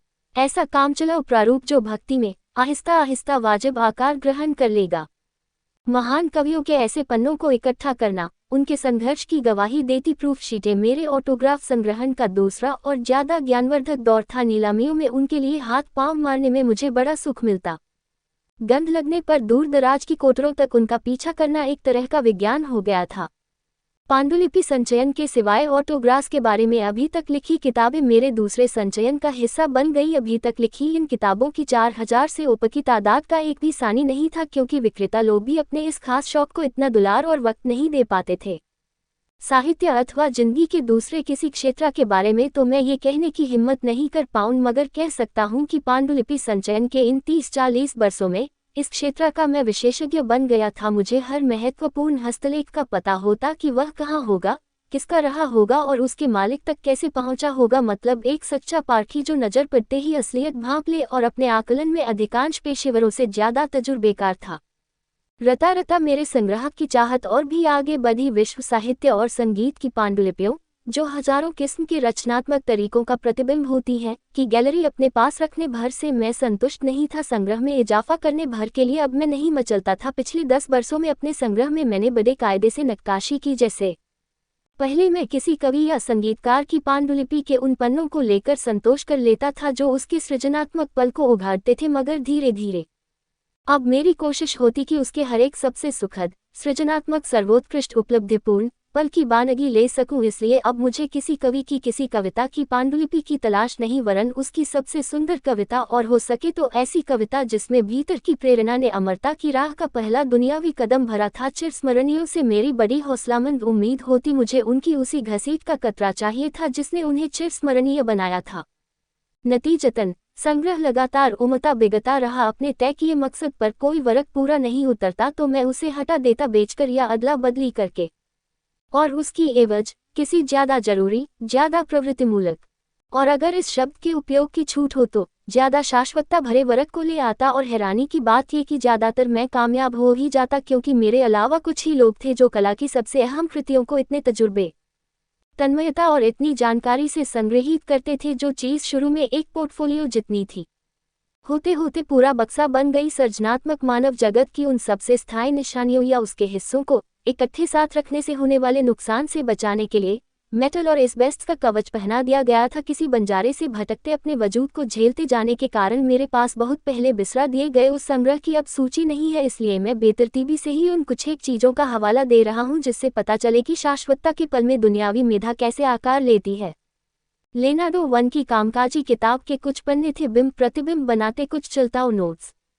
4 पन्नों पर बिखरे हुए बमुश्किल पन्ने में आते थे रिवोली में अपने सैनिकों को हुक्म देता नेपोलियन था, प्रूफ के पन्नों पर काट छांट करता बाल्जाक का पूरा उपन्यास था, हजारों हजार करेक्शंस का अखाड़ा बना, हर एक पेज अनिर्वचनीय सफाई से उसके अतुल संघर्ष की मिसाल देता जाता था। सौभाग्य से एक अमरीकी विश्वविद्यालय के लिए उसकी फोटो प्रति बचा ली गई थी। नीत्शे की बर्थ ऑफ ट्रेजेडी अपने पहले अज्ञात प्रारूप में थी जो प्रकाशन के अरसा पहले उसने अपनी प्रियतमा कोसिमा वैगनर को लिखी थी। बाख की एक कथा गायकी थी, ग्लूक की लिखी एक धुन होंडल की लिखी थी जिसकी संगीत पांडुलिपियां सबसे विरल है। कोशिश हमेशा सबसे बेजोड़ को हासिल करने की होती और अमूमन वह मिल भी जाती। ब्राह्म्स की साइग्यूनरलीडर पिनकी बारकारोल श्यूबर्ट की अमर कृति संगीत के समीप थी और हेडन की काइजचौकड़ी की अमर धुन खुदा मिल गया भी थी। कुछ मामलों में तो सृजन के अद्वितीय अभिरूप को मैं संपूर्ण जीवन विस्तार देने में भी सफल हो गया, जैसे मोजार्ट का 12 बरस की उम्र में लिखा सिर्फ कच्चा कागज ही मेरे पास नहीं था बल्कि गायन कला की निशानी के बतौर अमर्त्य उसका नीलपुष्प भी था। फिगारो के नान पी आंद्री के नृत्य संगीत को बांधती विवरणिका थी और खुद फिगारो के हिस्से की तर्ज थी। अलावा इसके गिरजाघर के नाम बड़े दिलकश अशोभनीय खत थे, अखंडित और अभी तक अप्रकाशित, और अंत में मृत्यु से ठीक पहले उसके द्वारा टाइटस के लिए लिखी एक धुन थी। गेटे की जिंदगी का जलवा भी कुछ ऐसा ही हरा भरा था। पहली झलकी 9 साल के छोकरे द्वारा लैटिन से किए अनुवाद की थी तो आखिरी उसके 82वें बरस में मृत्यु से एकदम पहले लिखी कविता की थी। इनके बीच उसके चमचमाते सृजन की बलिष्ठ कृतियां थी। फाउस्ट का दोहरा पन्ना था। प्राकृतिक विज्ञान की एक पांडुलिपि उसके फैले पिसरे करियर की विभिन्न अवस्थाओं के दरमियान लिखी कई कविताएं और चित्रकारियां थीं। इन 15 झलकियों में गेटे के पूरे जीवन का जायजा मिल जाता। गेटे की सामग्री के मामले में मेरे प्रकाशक प्रोफेसर किपनबर्ग की मुझसे होड़ रहती। इस प्रकार स्विट्जरलैंड के एक सबसे बड़े रईस ने, जिसके पास बीथोवन का बेमिसाल खजाना था, एक बार मेरे खिलाफ बोली लगाई और मुझसे नीलामी मार ली, मगर इस शुरुआती पुस्तिका चुंबन नामक गाने और एगमान संगीत के हिस्सों के अलावा मैं उसकी जिंदगी के एक बेहद त्रासक पल को दृश्य रूप में पेश करने में सफल हो गया, और वह भी ऐसी परिपूर्णता से जो किसी संग्रहालय के लिए नामुमकिन थी। खुशकिस्मती से मैं उसके कमरे के फर्नीचर के बचे हुए टुकड़े हथियाने में कामयाब हो गया। उसकी मृत्यु के बाद वह नीलाम कर दिया गया था और प्रिवी काउंसिलर ब्र्यूनिंग ने खरीद लिया था। उस बड़ी डेस्क की दराजों में सबसे ऊपर उसकी 2 महबूबाओं काउंटेस जेलिटा गुइकारी और काउंटेस एरड्यूटी की तस्वीरें पोशीदा थीं। उसके बिस्तरे के नज़दीक आखिरी दिनों तक साथ रहने वाली तिजोरी थी। एक हल्की डेस्क थी जिसके ऊपर बिस्तर में पड़े पड़े ही उसने अपनी आखिरी कविताएं और खत लिखे थे। मृत्यु शैया पर कटे बालों की एक सफ़ेद लत थी। उसके अंतिम संस्कार का निमंत्रण पत्र, कपपाते हाथों से लिखी धोबी को दिए जाने वाले कपड़ों की सूची थी, नीलामी के लिए रखी उसकी चीज़ों की फहरिस्त और अपने कंगाल हुए बावर्ची के लिए चंदे के लिए बनाई दोस्तों की सूची थी। और गो कि इस बात की मुझे नजीर दी जा रही हो कि एक सच्चे संग्राहक को इत्तफाक हमेशा खुशकिस्मती बख्शता है। उसके मृत्यु कक्ष से ये सब चीज़ें खरीदने के बहुत जल्द बाद ही मुझे उसकी मृत्युशा के 3 रेखांकन और हाथ लग गए। तत्कालीन खबरों के मुताबिक श्यूबर्ट के दोस्त युवा चित्रकार जोसेफ टेल्शर ने 27 नवंबर को मृत्युशा पर संघर्ष करते बीथोवन का रेखांकन बनाने की कोशिश की थी, मगर प्रिवी काउंसिलर ब्र्यूनिंग ने इसे तौहीन समझते हुए उसे कमरे से बाहर निकलवा दिया। 100 बरस तक ये रेखांकन गायब रहे। ब्रूअन की एक फुटकर नीलामी में इस नामालूम चित्रकार की दर्जन भर स्केचबुक औने पौने दाम बिकी थी। ये रेखांकन उन्हीं में था। मौका भी मौके की तलाश में रहता है। एक रोज एक डीलर ने मुझे फोन करके पूछा कि क्या बीथोवन की मृत्युशैया के रेखाचित्रों में मेरी दिलचस्पी है। मैंने उससे कह दिया कि वह तो पहले से ही मेरे पास है, मगर बाद में पता चला कि वह तो उसके दानह्यूशर द्वारा बनाए मशहूर मूल शिलाचित्र की बात कर रहा था। इस तरह उस अंतिम यादगार और सच्ची के अमर्त्य क्षण को याद करने के सारे गोचर सबूत मैंने इकट्ठे कर लिए। कहने की जरूरत नहीं कि खुद को मैंने इन चीज़ों का कभी मालिक नहीं, हाली हिफाजती ही समझा। इन चीज़ों पर पट्टा जमाने की नीयत की बनिस्बत उनमें कुछ जोड़ जुड़ाव करने, संग्रह को किसी कलापूर्ण प्रस्तुति में तब्दील करने का मुझे बड़ा लालच रहा है। मैं जानता था कि इस संग्रह की मार्फत मैंने एक ऐसी चीज़ बना डाली थी जिसमें एक कृति के रूप में मेरे अपने लेखन से ज़्यादा काबिले कुव्वत थी। कई प्रस्तावों के बावजूद उनका कैटलॉग बनाने से मैं हिचकता रहा था, क्योंकि अभी तो इसका ढांचा ही बन रहा था। उसमें कई नाम और सबसे चाहत भरे स्मृतिशेष नदारद थे। मैंने सोच रखा था कि इस बेजोड़ खजाने को मैं ऐसी किसी संस्था को सौंपूंगा जो मेरी खास शर्त पूरी करे। खजाने की बढ़ोतरी में दर कुछ रकम उसी भावना से लगाए जो मुझे चहकाती थी, मतलब एक जड़ स्थिर चीज के बजाय यह एक ऐसी जैविक इकाई बन जाए जो संवरते संवरते मेरी अपनी जिंदगी के 150 बरस बाद ज्यादा मुकम्मल खूबसूरती अख्तियार कर ले। मगर हमारी इम्तिहान परस्त पीढ़ी को तो खुद से परे कुछ सोचने की मनाही थी। जब हिटलर के दिनों ने कब्जा जमाया और मैंने अपना घर छोड़ा तो संचयन की ख्वाहिश और किसी भी शाश्वत चीज को संभालने की निश्चिंतता खेत हो गई। कुछ दिन तो कुछ एक चीजें मैंने तिजोरियों और दोस्तों की हिफाजत में रखी, मगर फिर गेटे के मशवरे को याद करते हुए कि संग्रहालयों और शास्त्रागारों को यदि लगातार हवा पानी न दिया जाए तो वे सूख जाते हैं, मैंने उस संग्रह को अलविदा कर दिया जिसे मैं और नहीं पाल पोस सकता था। अलविदा में इसका एक हिस्सा तो मैंने वियना की नेशनल लाइब्रेरी को दे दिया, मुख्यतः ऐसी चीजें जो अपने समकालीनों से मुझे तोहफे के तौर पर मिली थी। एक हिस्सा बेच दिया। बाकी बचे के साथ क्या हुआ या क्या हो रहा है उससे मेरा मन अब दुखी नहीं होता है। रचे जा चुके की बनिस्बत मुझे रचने की प्रक्रिया में हमेशा सुख मिलता है, इसलिए मैं उन चीज़ों का गिला नहीं करता जो कभी मेरी हुआ करती थी। हर कला और खजाने का दावती हुआ वक्त जिस तरह हमें खदेड़ पछाड़ रहा है, ऐसे में अगर कोई कला हमें सीखनी हो तो वह उस सबसे बिछुने की होगी जो कभी हमारी शान हमारा प्यार हुआ करती थी। तो इस तरह कामकाज, सैर सपाटे, पन्ने लिखते, संग्रह करते और जिंदगी का आनंद लेते हुए साल गुजरते रहे। नवंबर 1931 की एक सुबह जब मैं उठा तो पता चला मैं 50 बरस का हो गया हूँ। दूधिया बालों वाले सालजबर्ग के उस भलमनजात राकिए के लिए ये दिन बड़ा मनहूस रहा, क्योंकि खतों और टेलीग्रामों के अच्छे खासे जखीरे को लेकर बहू को दुर्गम सीढ़ियाँ घिसटनी पड़ी। उसकी वजह ये थी कि जर्मनी में किसी लेखक के 50वें जन्मदिन को अखबारों में व्यापक तौर पर मनाने का रिवाज था। उन्हें खोलने पने से पहले मैं पल भर रुककर सोचने लगा कि इस दिन की मेरे लिए क्या अहमियत है। 50वां साल एक निर्णायक मोड़ होता है। मौका देखने लगो तो घबराहट होती है कि कितना सफ़र तो पूरा हो गया। मन में सवाल भी उठा कि क्या अभी और कुछ बकाया है। मैं अपनी जिंदगी का अवलोकन करने लगा। अपने घर से जैसे मैं आल्प्स पर्वत श्रृंखला और घाटी के ढलान को निहारता था, वैसे ही उन 50 बरसों को निहारने लगा। मैंने कबूल किया कि जिंदगी का एहसानमंद न होना बेईमानी होगी। आखिर इसने मेरी उम्मीदों या जो मैं अपनी काबिलियत समझता था उससे ज़्यादा और बेइंतहा ज़्यादा इनायत मुझे बख्शी थी। साहित्य के माध्यम से मैं अपने को विकसित, अपने वजूद का जो इजहार करना चाहता था उसने लटकन में भरे मेरे किसी भी सपने से कहीं ज़्यादा पांव पसार लिए थे। मेरे जन्मदिन पर इंसल वलेग ने सभी भाषाओं में प्रकाशित मेरी किताबों की सूची छापी थी, जो खुद एक किताब जितनी थी। कोई भाषा तो वहाँ गैर हाजिर नहीं थी, न बुल्गारियाई या फिन्नीज, न पुर्तगाली या अर्मेनियाई, न चीनी या मराठी। मेरी किताबें ब्रेल में, शॉर्ट हैंड में और जानी अनजानी हर शक्लो सूरत और रंग में थी। मेरे विचार और शब्द बेशुमार लोगों तक जा पहुँचे थे। खुदी के चौखटे से खींचकर मैंने अनंत में अपना अस्तित्व फैला दिया था। अपने दौर की बेहतरीन शख्सियतों से मेरी जाती दोस्ती हो गई थी। मैंने एक से एक मुकम्मल प्रस्तुति का लुत्फ़ उठाया था। इस धरती के सबसे खूबसूरत नज़ारे, इसके लाजवाब शहर और बला की पेंटिंग्स को देखने का मैंने आनंद लूटा था। मैंने अपनी आज़ादी बरकरार रखी थी। किसी नौकरी पेशे पर मैं निर्भर था नहीं। अपने काम में मुझे मजा आता था और दूसरों को भी इससे आनंद मिलता था। अब किसकी नज़र लग सकती है? वो रही मेरी किताबें, क्या वे नष्ट कर दी जाएंगी? उस घड़ी मैंने निर्व्याज ऐसा सोचा। मेरे पास घर था, क्या मुझे इससे बेदखल कर दिया जाएगा? मेरे दोस्त थे, क्या कभी मैं उनसे हाथ धो बैठूंगा? बिना मृत्यु या बीमारी के डर के मैं सोचने लगा, दूर दूर तक इसका ख्याल किए बगैर कि अभी मुझे क्या कुछ झेलना बकाया था।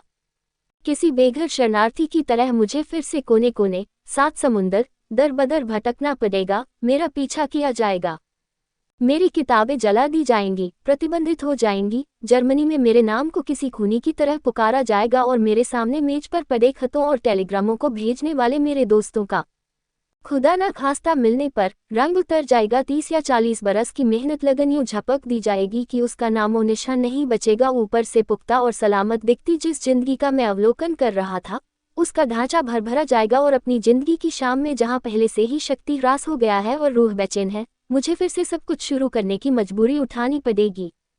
सही बात है, इस दिन भी कोई ऐसी फिजूल वाहियात बातें सोचता है। मेरे सुकून का सबब था मैं अपने काम और इसीलिए जिंदगी से प्यार करता था। दीन दुनिया की चिंताओं से मैं बरी था। मैं आगे यदि एक लाइन भी न लिखूं तब भी मेरी किताबें मेरा गुजारा कर देती। लग रहा था जिंदगी में हासिल करने को कुछ बचा ही न हो। लग रहा था किस्मत में केल दी गई है सुरक्षा का कवच, जो मैंने पहले कभी अपने माता पिता के जमाने में देखा था और युद्ध के दरमियान जो गायब हो गया था उसे अपने बलबूते मैंने फिर हासिल कर लिया था। और कोई तमन्ना क्या होगी। मगर क्या अजीब बात कि इसी बात से मुझे मन ही मन घबराहट होने लगी कि इस घड़ी मेरी कोई ख्वाहिश नहीं है। भीतर से किसी ने पूछा नहीं, मैंने खुद नहीं, कि क्या वाकई यह ठीक रहेगा कि जिंदगी यूं ही चलती रहे, शांति से, करीने से, फलते फूलते, इत्मीनान से, बिना किसी दबाव या इम्तिहान के। जिंदगी की ये पुरसलामती और सुख सुविधाएं क्या मेरे असल वजूद के बेमेल नहीं थी। सोचते विचारते मैं घर में टहलने लगा। गए बरसों में ये कितना सुंदर हो गया था, ठीक वैसा जैसा मैं चाहता था। मगर क्या मुझे हमेशा इसमें रहना पड़ेगा, हमेशा उसी डेस्क पर बैठकर किताबें लिखते हुए, एक किताब के बाद फिर दूसरी किताब, रॉयल्टी के बाद और ज्यादा रॉयल्टी लेते हुए, अंततः एक ऐसा इज्जतदार शरीफ जो सलीके से अपने नाम और काम के लिए जीता है, वक्त के पेचोखम, तमाम खतरों और खटकों से जुदा जुदा। क्या ये हमेशा ऐसे ही चलता रहेगा, मेरे 60 होने तक, मेरे 70 पार करने तक, या जब तक भी गाड़ी चलती है। मेरे अंतस की आवाज कहती रही कि क्या अच्छा हो अगर जिंदगी में कुछ ऐसा हो जाए जो मुझे ज्यादा बेचैन, ज्यादा उत्सुक और जवाब बना दे, जो मुझे नए से नए और गालिबन ज्यादा खतरनाक मुकाबले के लिए ललकारे। हर कलाकार में एक अजीबोगरीब दोकड़ा बसता है। जिंदगी यदि उसे ताबड़तोड़ खौटती है तो वह शांति के लिए बिलबिलाता है, मगर शांति मिली नहीं कि वह उन्हीं पुराने हिचकोलों को तरसने लगता है। इसलिए इस 50वें जन्मदिन पर मेरे दिल में बस यही कुटिल इच्छा मरोड़े मार रही थी कि काश कुछ ऐसा हो जाए जो एक बार फिर इन गारंटियों और सुख सुविधाओं को चीरकर मुझसे परे कर दे, ताकि मेरा न सिर्फ काम करते रहना अनिवार्य हो जाए बल्कि मैं कुछ नया भी शुरू कर सकूं। क्या ये बती उम्र, थका मादा या आलसी होते जाने का डर था, या ये कोई रहस्यमयी अंदेशा था जो मेरी रूह की खातिर मुझसे दुश्वार जिंदगी की तमन्ना करवा रहा था। मैं नहीं जानता क्योंकि बेखुदी के झुटपुटे के इस अजीब लम्हे में कोई बनी सुघड़ी तमन्ना तो आकार ले नहीं रही थी। मेरी सोची समझी इच्छा से जुड़ी रमी तो यकीनन नहीं। किसी गुरेजा ख्याल की कौन से ज्यादा ये कुछ नहीं था। शायद ख्याल भी मेरा अपना नहीं था, मगर जिस गहराई से इसने दस्तक दी उसकी मुझे कुछ हवा नहीं थी। शायद इसके गर्भ में वह अज्ञात अबोध्य शक्ति रही हो जिसने मेरी जिंदगी में इतनी ज्यादा इनायतें बख्शी कि मैं कभी सोच भी नहीं सकता था। और लो, बड़ी हुक्म बर्दारी से मेरी जिंदगी की नब्ज को नेस्तानाबूद करने का इसने काम भी शुरू कर दिया, ताकि मैं इसके घूरे से एक बिल्कुल अलग, मुश्किल और ज्यादा दुश्वार जिंदगी की नई इमारत खड़ी करने में लग जाऊं। संदर्भ एक यहाँ अभिप्राय लेनार्डो द विंसी 1452-1519 से है, जिनकी पेंटिंग्स और शिल्प मूर्तियों का आज भी कोई सानी नहीं है। इटली की इस बेमिसाल शख्सियत ने कई वैज्ञानिकों के साथ भी खूब काम किया और चित्रकारी के माध्यम से दृश्य क्षमताओं की पड़ताल की। मोनालिसा की सर्जक 2 बर्थ ऑफ ट्रेजेडी नीचे 1844-1900 की पहली पुस्तक थी, जिसमें ग्रीक पुराण का सहारा लेकर उन्होंने संगीत की बारीकियों की पड़ताल की थी। चौथा अंश रिचर्ड स्ट्रास और खामोश औरत का किस्सा। जर्मनी में अपने लेखकीय अस्तित्व के संपूर्ण विध्वंस के नसीब को थॉमस मान, हाइनरिक मान, वेरफेल, फ्रॉयड, आइंस्टीन जैसे उत्कृष्ट समकालीनों के साथ शेयर करने की छूट को मैंने असम्मान के बजाय अपना सम्मान अधिक समझा। इन जैसे दूसरे कईयों के अवदान को मैं अपने से कहीं ज्यादा महत्वपूर्ण समझता हूँ। किसी तरह का शहादताना संकेत देना मेरे गले नहीं उतरता है, इसलिए इन सब के साथ खुद को मैं बड़े बेमन से शामिल कर रहा हूँ। लेकिन क्या अजीब संयोग कि नेशनल सोशलिस्टों और अडोल्फ हिटलर तक को जाती तौर पर शर्मसार स्थिति में अड़ालना मेरे हिस्से ही बदा था। बरशेटे से गार्डन कस्बे के ऊंचे लोगों के बीच लंबी तगड़ी और गर्मागर्म बहसों का छीका, साहित्यिक बहसों में बार बार मेरे सिर पर ही फूटना था। नतीजतन आधुनिक काल के सबसे ताकतवर शख्स अडोल्फ हिटलर को नाखुश करने का मुझे फुरपुरा संतोष है, जिसे मैं जिंदगी की दूसरी खुशगवार चीजों के साथ दर्ज कर सकता हूँ। नई हुकूमत के बहुत शुरुआती दिनों में बड़े अनजाने ही मेरी वजह से बवाल सा मच गया। मेरी कहानी द बर्निंग सीक्रेट पर उसी नाम की फिल्म बनी थी, जिसे पूरे जर्मनी में दिखाया जा रहा था। किसी ने उस पर रत्ती भर इतराज नहीं जताया, मगर राइख्सटैग की आग के अगले रोज नेशनल सोशलिस्टों ने खामखा ही उसकी जिम्मेवारी कम्युनिस्टों के मत्थे मने की कोशिश की थी। देखने में आया कि थिएटर में लगे इश्तेहार के नीचे लोग एक दूसरे को धक्कम पेल कर रहे हैं, नैन मटका रहे हैं, खिलखिला रहे हैं। जिस टेपो को समझने में ज़्यादा देर नहीं लगी कि इस नाम में क्या चीज़ हास्यप्रद है, क्योंकि शाम तक तो पुलिस वालों का जमघट हो गया था। फिल्म के प्रदर्शन पर पाबंदी लगा दी गई और अगले रोज तो सभी अखबारों, विज्ञापनों और पोस्टरों से मेरी कहानी का शीर्षक द बर्निंग सीक्रेट नामोनिशान छोड़े बगैर गायब हो गया। उनके लिए बहुत आसान था कि चिढ़ाने वाले किसी भी लफ्ज पर पाबंदी लगा दे या उन किताबों को ही जला फाड़ दे जिनके लेखक उन्हें नापसंद हो, मगर एक खास मामले में वे मुझ अकेले का नुकसान नहीं कर पाए, साथ साथ उस आदमी को भी नुकसान उठाना पड़ा जिसकी दुनिया के सामने अपनी प्रतिष्ठा की खातिर उन्हें सबसे ज्यादा जरूरत थी। ये थे जर्मन राष्ट्र के सबसे बड़े जीवित संगीतकार रिचर्ड स्ट्रॉस, जिनकी संगत में मैंने तभी एक ओपेरा पूरा किया था।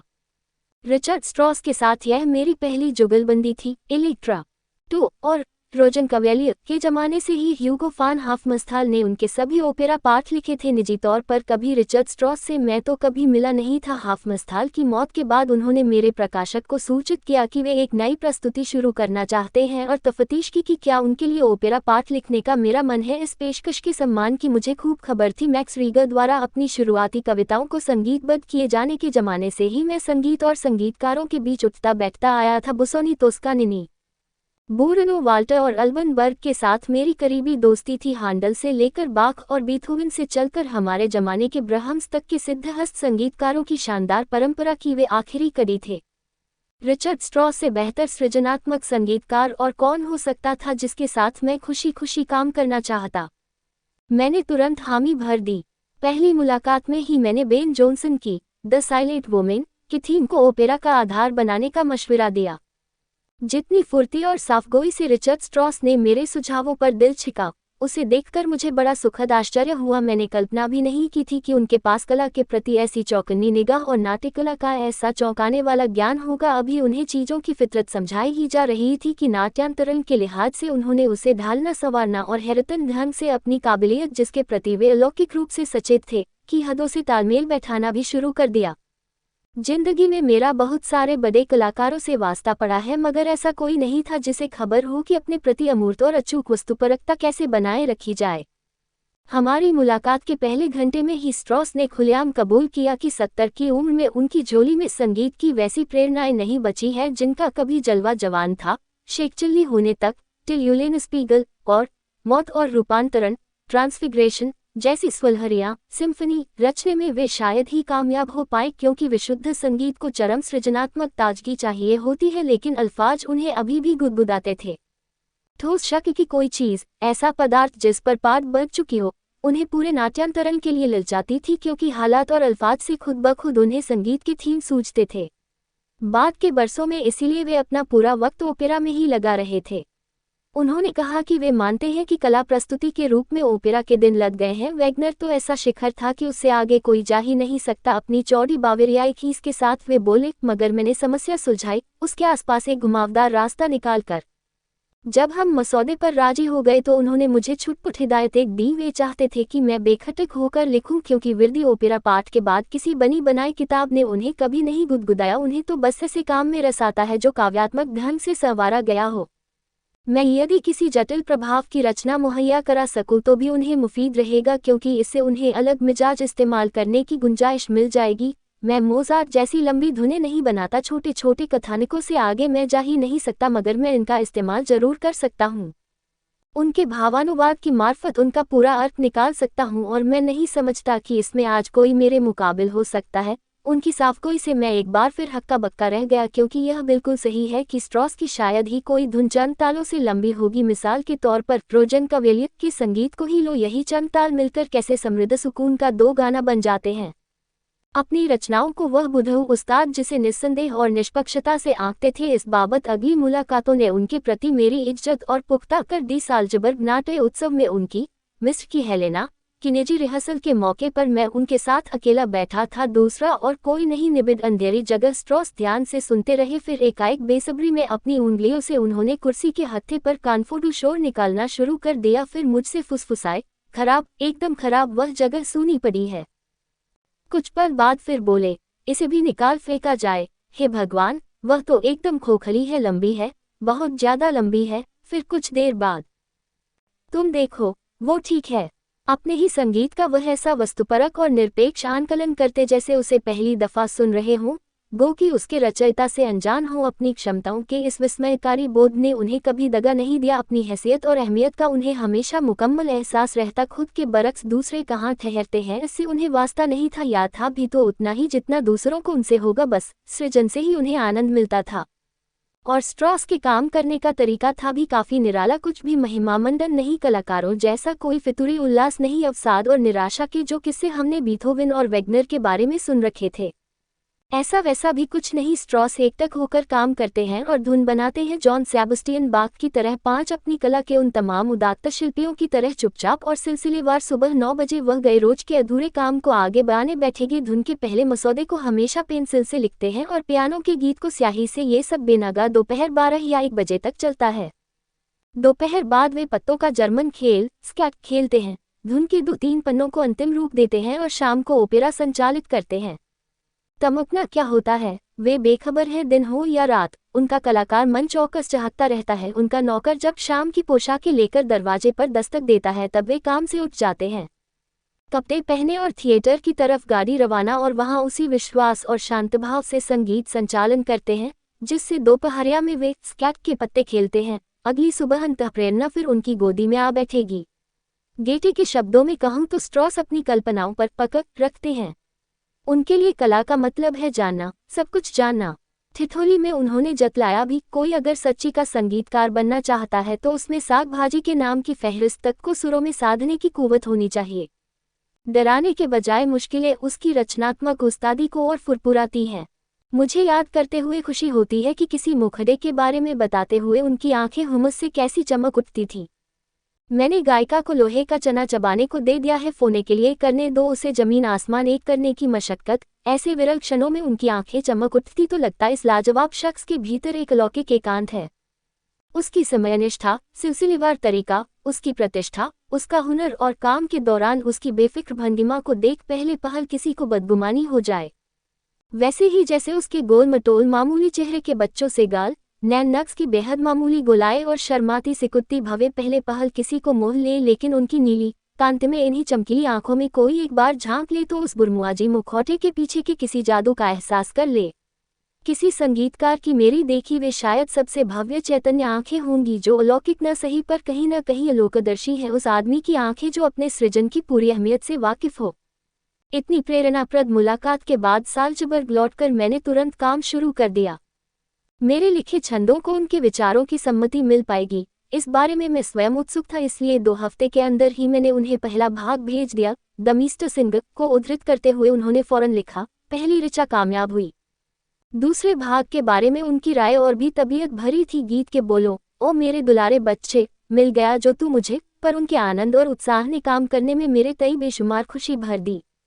स्ट्रॉस ने मेरे ओपेरा पाठ की एक लाइन भी नहीं बदली, बस उसके पूरक के लिहाज से 3-4 लाइनें, और जोने को कहीं इस तरह हमारे दरमियां बड़े जिगरी ताल्लुक कायम हो गए। वे हमारे घर आए और मैं उनसे मिलने गारमिश जाता, जहां अपनी लंबी पतली उंगलियों से स्केच के सहारे पियानो पर वे आहिस्ता आहिस्ता मेरे लिए पूरी ओपेरा धुन बजाते। बिना किसी शर्त या बंदिश के हमने यह मान स्वीकार लिया था कि इस ओपेरा के बाद मैं दूसरे ओपेरा की तैयारी में जुट जाऊं, जिसकी योजना उन्होंने पहले ही मंजूर कर दी थी। 1933 की जनवरी में जब हिटलर ने सत्ता संभाली तो हमारे ओपेरा खामोश औरत की धुन पूरी हो चुकी थी। उसका पहला भाग लगभग मंचित हो चुका था। चंद हफ्ते बाद जर्मनी के थिएटरों को सख्त आदेश जारी किया गया कि वे किसी गैर आर्य की कोई रचना मंचित नहीं करे, कोई यहूदी उसमें शामिल भर हो तब भी नहीं। ये व्यापक पाबंदी मुर्दों तक पहुंच गई। हर तरफ संगीत प्रेमियों को बेइज्जत करते हुए मैंडलसो के बुत को लीप्सिग में गेवन हाउस के सामने से हटा दिया गया। मुझे लगा अब तो हो लिया, अपना ओपेरा कहने की जरूरत नहीं थी कि उस पर आगे के काम को रिचर्ड स्ट्रॉस खारिज कर देंगे और किसी और के साथ दूसरा शुरू करेंगे। उल्टे उन्होंने मुझे चिट्ठियां लिख लिख कर गुहार की कि मुझे क्या हो गया है। उन्होंने बतलाया कि वह पहले की प्रस्तुतियों में लगे हुए हैं, इसलिए चाहते हैं कि मैं अगले ओपेरा के लेखन में लग जाऊं। वह किसी को इजाजत नहीं देंगे कि हमारी जुगलबंदी नहीं हो, और मैं मानता हूं कि पूरे वाकये के दौरान जहां तक बन पड़ा उन्होंने मुझ पर यकीन बनाए रखा। इसी के साथ उन्होंने ऐसे कदम भी उठाए जो मुझे कम पसंद थे, यानी उन्होंने सत्तासीन लोगों की पैरवी की। कई बार हिटलर, गोरिंग और गोएबल्स से मिले, और ऐसे वक्त जब फुर्तव्यूंगलर तक में विद्रोह भड़का हुआ था उन्होंने खुद को नाजियों के संगीत सदन का अध्यक्ष बन जाने दिया। इस मकाम पर स्ट्रॉस की खुलेआम भागीदारी नेशनल सोशलिस्टों के लिए बड़े अहम की चीज थी। अव्वल लेखकों और बड़े बड़े संगीतकारों ने उन्हें सरासर दुत्कार दिया था। जो थोड़े बहुत उनके साथ चिपके रहे या चौहद्दी पर बैठने आए, जन साधारण के लिए तो अनजान ही थे। ऐसे शर्मसार वक्त में ऊपरी साज सज्जा के लिहाज से जर्मनी के सबसे मशहूर संगीतकार को अपने पाले में लेना गोएबल्स और हिटलर की बहुत बड़ी जीत थी। स्ट्रॉस ने मुझे बताया कि अपनी आवारगी के दिनों में हिटलर ने इतना धन जोड़ लिया था कि गराज में सलोम का प्रीमियर देखने आया था। हिटलर दिखा दिखाकर उनका सम्मान कर रहा था।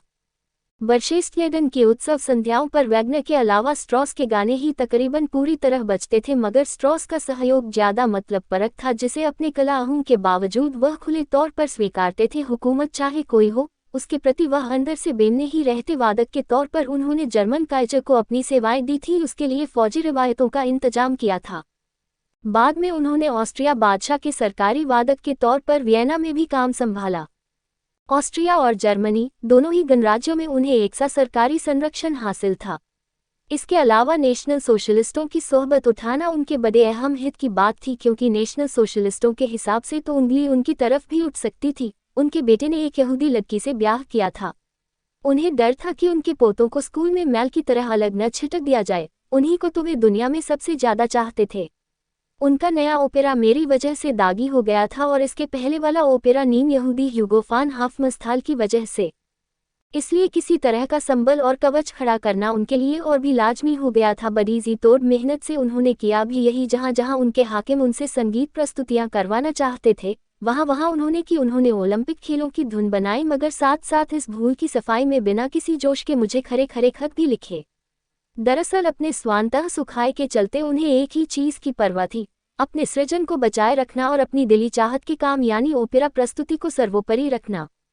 कहने की दरकार नहीं कि नेशनल सोशलिस्ट पार्टी को इस तरह की रियायतें बख्शना मेरे लिए बड़ा तकलीफदेह था। इससे लोगों पर बड़ी आसानी से यह छाप पड़ सकती थी कि मैंने उनसे साठ गांठ की या इस बात के लिए तैयार हुआ कि उनके शर्मनाक बॉयकॉट से मुझे बरी रखा जाए। सारे दोस्त मुझे समझाने लगे कि नेशनल सोशलिस्टों की जर्मनी में की जाने वाली प्रस्तुति के खिलाफ मुझे सार्वजनिक विरोध दर्ज करना चाहिए, लेकिन सार्वजनिक और दयनीय दिखावों से मुझे बड़ी चिढ़ है। अलावा इसके मैं उन जैसे जीनियस की मुश्किलों की वजह बनने से कतरा रहा था।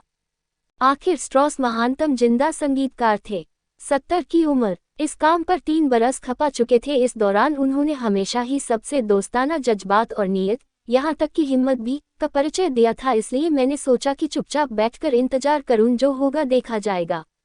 दूसरे, मुझे खबर थी कि पूरी तरह निष्क्रिय रहकर मैंने जर्मन संस्कृति के नए सिपहसालारों की दिक्कतों में इजाफा कर दिया था।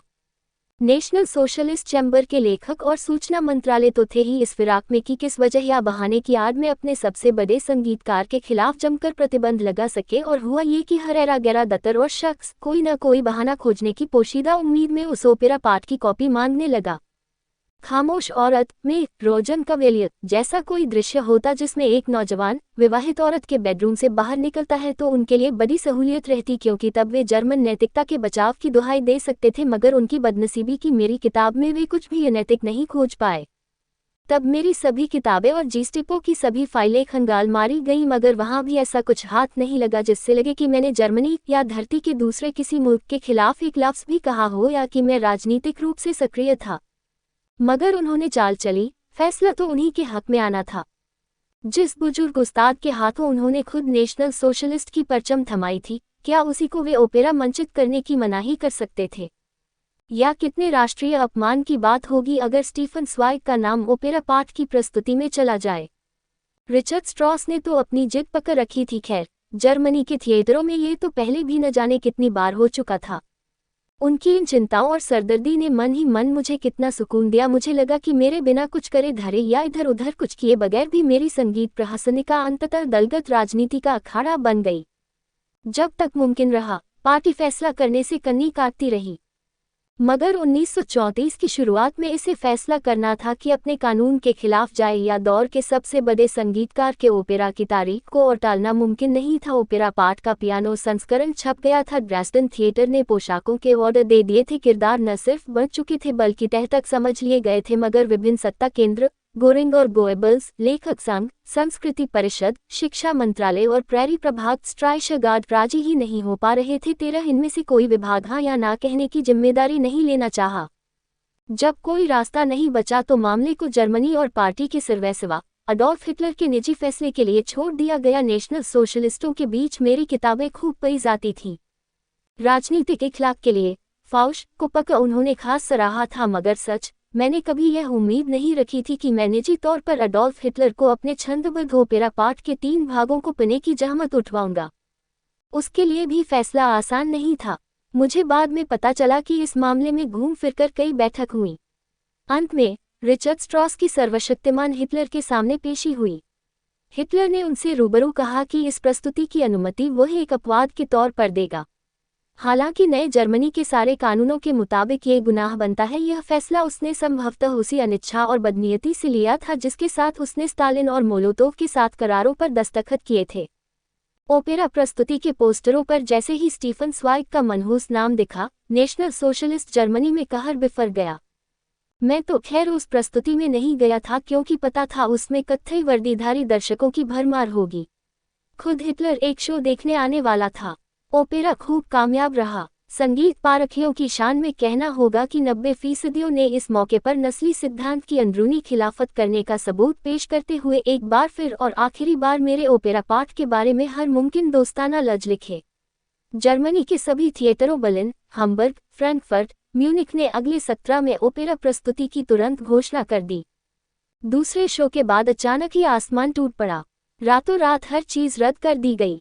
डेस्टन और पूरे जर्मनी में ओपेरा पर पाबंदी लगा दी गई और तो और लोग पक्का सकते में आ गए कि रिचर्ड स्ट्रॉस ने संगीत की राइक चैम्बर से इस्तीफा दे दिया है। सबको खबर थी कि जरूर कोई खास बात हुई होगी, मगर थोड़े समय बाद मुझे सारी सच्चाई पता चल गई। स्ट्रॉस ने एक बार फिर मुझे खत लिखकर गुजारिश की कि मैं नए ओपेरा पाठ लिखने की शुरुआत कर दूं। अपने निजी मिजाज के बारे में उन्होंने कुछ ज्यादा साफगोई से अपने ख्याल जाहिर कर दिए थे। ये खत जीस्टेपो के कारिंदों के हाथ पड़ गया। स्ट्रॉस की पेशगी हुई। उन्हें तुरंत इस्तीफा देने को कहा गया और उनके ओपेरा पर पाबंदी लगा दी गई। जर्मन भाषा में इसे सिर्फ स्वतंत्र स्विट्जरलैंड और प्राग में ही दिखाया गया है। बाद में मुसोलिनी की विशेष अनुमति से इसे मिलान की स्काला में इतालवी में भी पेश किया गया, क्योंकि तब तक मुसोलिनी को हिटलर के नस्ली विचारों को मानने की मजबूरी नहीं थी। जर्मन जनता को मगर यह इजाजत नहीं मिली कि वह अपने महानतम जीवित संगीतकार द्वारा बुढ़ापे में बनाए इस मुग्धकारी ओपेरा की एक भी धुन दोबारा सुन ले। इसमें मेरा कसूर नहीं है। 5वां अंश, फ्रॉइड का साथ और वे स्याह दिन। माहौल कितना ही गमगीन हो, किसी बड़े शख्स से उदात्त नैतिक फलक पर बात करने से दिल को सुकून मिलता है और मन मजबूत हो सकता है। युद्ध से पहले सिगमंड फ्रॉइड के साथ बिताए उन यादगार दोस्ताना घंटों ने मुझे ये खुशनसीबी मुहैया करवा दी। हिटलर के वियना में खट रहे उस 83 वर्षीय अपाहिज का ख्याल कई महीने से मेरे दिमाग में चक्रघिन्नी कर रहा था। आखिर में राजकुमारी मारिया बोनापार्ट, उसकी सबसे वफादार शार्गिद, इस मनुष्य श्रेष्ठ को दमित वियना से निकाल लंदन ले जाने में कामयाब हो गई। एक उस दिन को मैं अपनी जिंदगी की खुशी के दिनों में शुमार करता हूँ जिस रोज मैंने अखबार में पढ़ा कि वे आ गए हैं। मौत के मुंह से लौटे अपने इस परम आदरणीय मित्र को मैं तो कब का खोया हुआ मान बैठा था। जिस शख्स ने इंसान की रूह के बारे में हमारे ज्ञान को दौर में किसी और की बनिस्बत ज्यादा बृहत्तर और गहरा किया, उस महान और सादगी भरे शख्स सिगमंड फ्रॉइड के साथ मेरा वियना के उन दिनों से उठना बैठना था जब उसकी अभी पैमाइश ही की जा रही थी। एक अक्खड़ और दुरूह बौद्धिक इकलखुरे के रूप में तब उनका विरोध होता था। तमाम सत्यों की सीमाओं से पूरा चैतन्य होते हुए भी वे सत्य के मुरीद थे। एक बार उन्होंने मुझसे कहा, परम सत्य तक पहुंचना परम शून्य तापक्रम हासिल करने की तरह ही असंभव है। सहजवृत्ति के भीतर बाहर अभी तक के अछूते और निषिद्ध क्षेत्रों में वही जिन पर दौर ने पावन प्रतिबंध लगा रखा था, साहसिक ढंग से हाथ अड़ालने की अपनी निर्विकार आदत के कारण उन्होंने विश्वविद्यालय और उसके अकादमिक आकाओं को अपने से अलग थलग कर लिया था।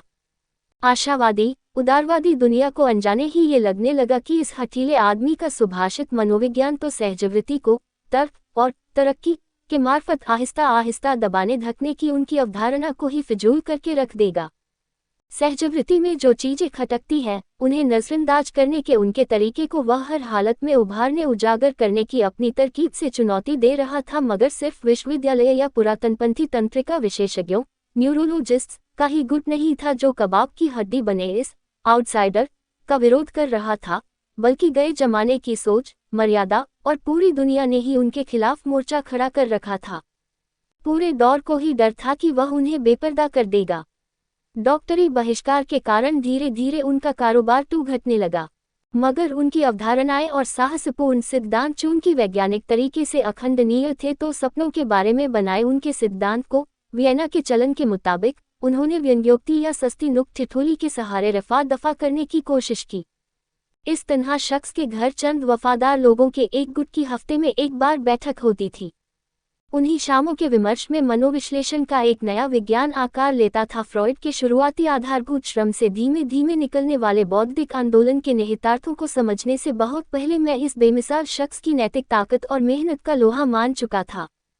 उनमें मुझे किसी नौजवान की कल्पनाओं में बसा विज्ञान का ऐसा चितेरा नजर आता था जिसे बिना सच्चे सबूत के कुछ भी बोलना गवारा नहीं था। मगर अपनी अवधारणा की प्रामाणिकता के बारे में एक बार यदि वह आश्वस्त हो जाए तो फिर पूरी दुनिया के विरोध को ठेंगा दिखा दे। एक ऐसा इंसान जिसकी निजी तौर पर एकदम मामूली जरूरतें थी, मगर अपने रचे सिद्धांतों के एक एक कतरे के लिए अपनी जान पर खेल जाए। उनके अंतर्निहित सत्य से ताउम्र बंधा रहे बौद्धिक रूप में उनसे ज्यादा निर्भीक इंसान अकल्पनीय था। जो वह सोचते हमेशा उसी को कहने की हिम्मत करते थे, चाहे पता हो कि उनकी सीधी सपाट बात किसी को खराब लगेगी या खरेगी। औपचारिक रियायतों में भी उन्हें कभी पगडंडियों की तलाश नहीं होती। मुझे पक्का यकीन है कि अपने विचारों को फ्रॉइड थोड़ी सावधानी से परोसने को राजी हो जाते, जैसे लैंगिकता, सेक्सुअलिटी की जगह कामुकता, एरोटिसिज्म, कामलिप्सा, लिबिडो की जगह श्रृंगार, एरोज का इस्तेमाल करते और हमेशा अपने निष्कर्षों से चिपके रहने की जिद के बजाय उनकी तरफ इशारा भर करते, तो उनकी 80% उत्पत्तियों को किसी भी अकादमिक संस्था के समक्ष बेहिचक पेश करना संभव हो जाता। मगर सिद्धांत और सत्य की बात आते ही वह जिद पकड़ लेते। विरोध जितना ज्यादा, उनका हौसला उतना ही बुलंद। मैं अगर नैतिक साहस के एक प्रतीक को खोजने चलूं, ऐसा सांसारिक नायकत्व जो केवल अकेले ही संभव है, तो मेरे सामने टकटकी लगी थिर कचरारी आंखों वाले फ्रॉइड का ही सुंदर, पौरुषपूर्ण, निष्कपट चेहरा नजर आता है। अपनी जन्मभूमि, जिसे पूरी दुनिया में उन्होंने हमेशा के लिए मशहूर करवा दिया था, से पलायन कर लंदन आते समय वे काफी बूढ़े हो चले थे, काफी बीमार भी थे, लेकिन थके मांदे या धुलमुल हरगिज नहीं। मैंने मन ही मन सोचा था कि वियना में झेली तमाम पीड़ा प्रताड़ना ने उन्हें निराशा और कड़वाहट से भर दिया होगा, मगर वे मुझे पहले से भी कहीं ज्यादा खुश और खुले खुले नजर आए। वे मुझे लंदन के सीमाने पर बने अपने घर के बगीचे में ले गए और चमकती हंसी बिखेर कर बोले, क्या मेरे पास इससे बड़ा घर कभी था? उन्होंने मुझे मिस्र की अपनी वे प्रिय मूर्तियां दिखाईं जो मारिया बोनापार्ट की बदौलत छुड़वाई गई थी। ये भी तो घर है। उनकी मेज पर बंडल बंधे कागजों की एक पांडुलिपि रखी थी जिसे 83 बरस की उम्र में अपनी जानी पहचानी साफ वर्तुल लिखावट में वे हर रोज लिखते थे। आला दिनों के अपने जेहन की तरह ही लिकालक और चुस्त बीमारी, चार उम्र और कैद को धता बताता उनका मनोबल इन सब चीजों पर 21 पत्ता था। बरसों की जद्दोजहद से भूंथरी हुई उनकी रहमदिली पहली बार उनके वजूद से खुलकर रिसने लगी थी। उम्र ने उन्हें और नर्म दिल कर दिया था। इम्तिहानों की आंच झेल झेल कर वे और ज्यादा सहनशील हो गए थे। किसी जमाने में वे मितभाषी थे, मगर अब वे अपने जाने पहचाने अंदाज में बतियाते। अपने बाजू को वे मेरे कंधे पर टिका देते, चश्मे के भीतर से ही उनकी नजरों की चमक और प्रखर हो उठती। गुजरे बरसों के दौरान फ्रॉइड के साथ हुई गुफ्तगू मुझे हमेशा सुकूनदेह लगती रही थी।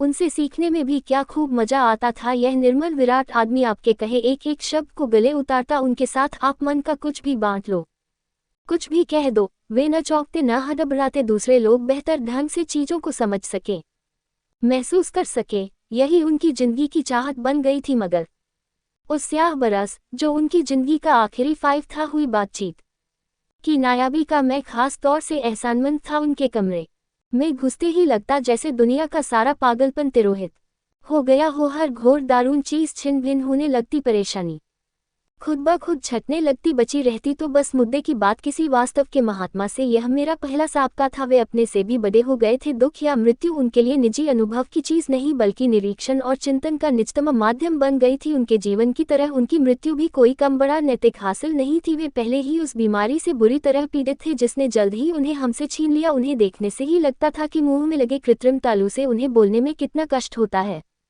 उनके बोले हर लफ्ज पर हम शर्मसार से हो उठते, क्योंकि इससे उन्हें थकान होती थी।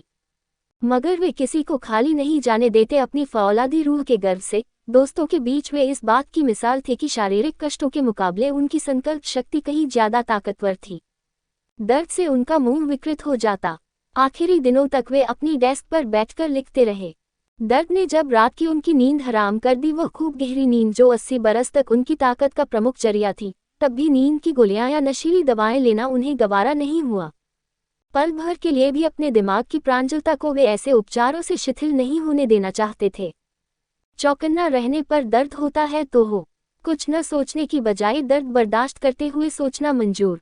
मन के आखिरी कतरे तक जानबाज उनका संघर्ष बड़ा विकराल था जो दिनों दिन और भव्य होता जा रहा था। उनके चेहरे पर मौत की परछाई हर रोज गहराती जा रही थी।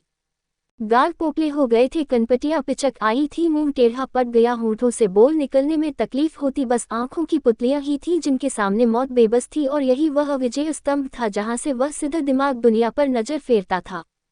उनसे हुई अपनी किसी आखिरी मुलाकात में मैं सल्वाडोर अराली सिक्स को अपने साथ ले गया, जो मेरे ख्याल से युवा पीढ़ी का सबसे प्रतिभासंपन्न चित्रकार है। फ्रॉइड का बहुत मुरीद मैं जब फ्रॉइड से बोल बतिया रहा था तो वह उनका रेखांकन करता रहा। उस रेखांकन को फ्रॉइड को दिखाने की मेरी हिम्मत नहीं हो रही थी, क्योंकि बड़ी अलोकदर्शिता से उसने चित्र में मृत्यु भी दिखा दी थी। हमारे वक्त के इस कुशाग्र मस्तिष्क की पुख्ता संकल्प शक्ति का विनाश के विरुद्ध संघर्ष और ज्यादा क्रूर होता गया। जब उन्हें अच्छी तरह एहसास हो गया, स्पष्टता उनकी सोच का सबसे बड़ा गुण थी कि अब वे न लिख पाएंगे और न कुछ दूसरा काम कर सकेंगे, तो एक रोमन योद्धा की तरह दर्द से निजात के लिए उन्होंने डॉक्टर को इजाजत दे दी। साथ एक गौरवपूर्ण जीवन का यह एक गौरवपूर्ण पटाक्षेप था। उस खूनी वक्त में हो रहे जनसंहारों के बीच भी यह एक यादगार मौत थी। हम दोस्तों ने उनका ताबूत जब इंग्लैंड की मिट्टी को सौंपा तो हम जानते थे कि अपने वतन के मुताबिक जो हमसे हो सकता था हमने किया है। हिटलर की दुनिया के संत्रास और युद्ध को लेकर उन दिनों अक्सर मेरी फ्रॉइड से बातें होती।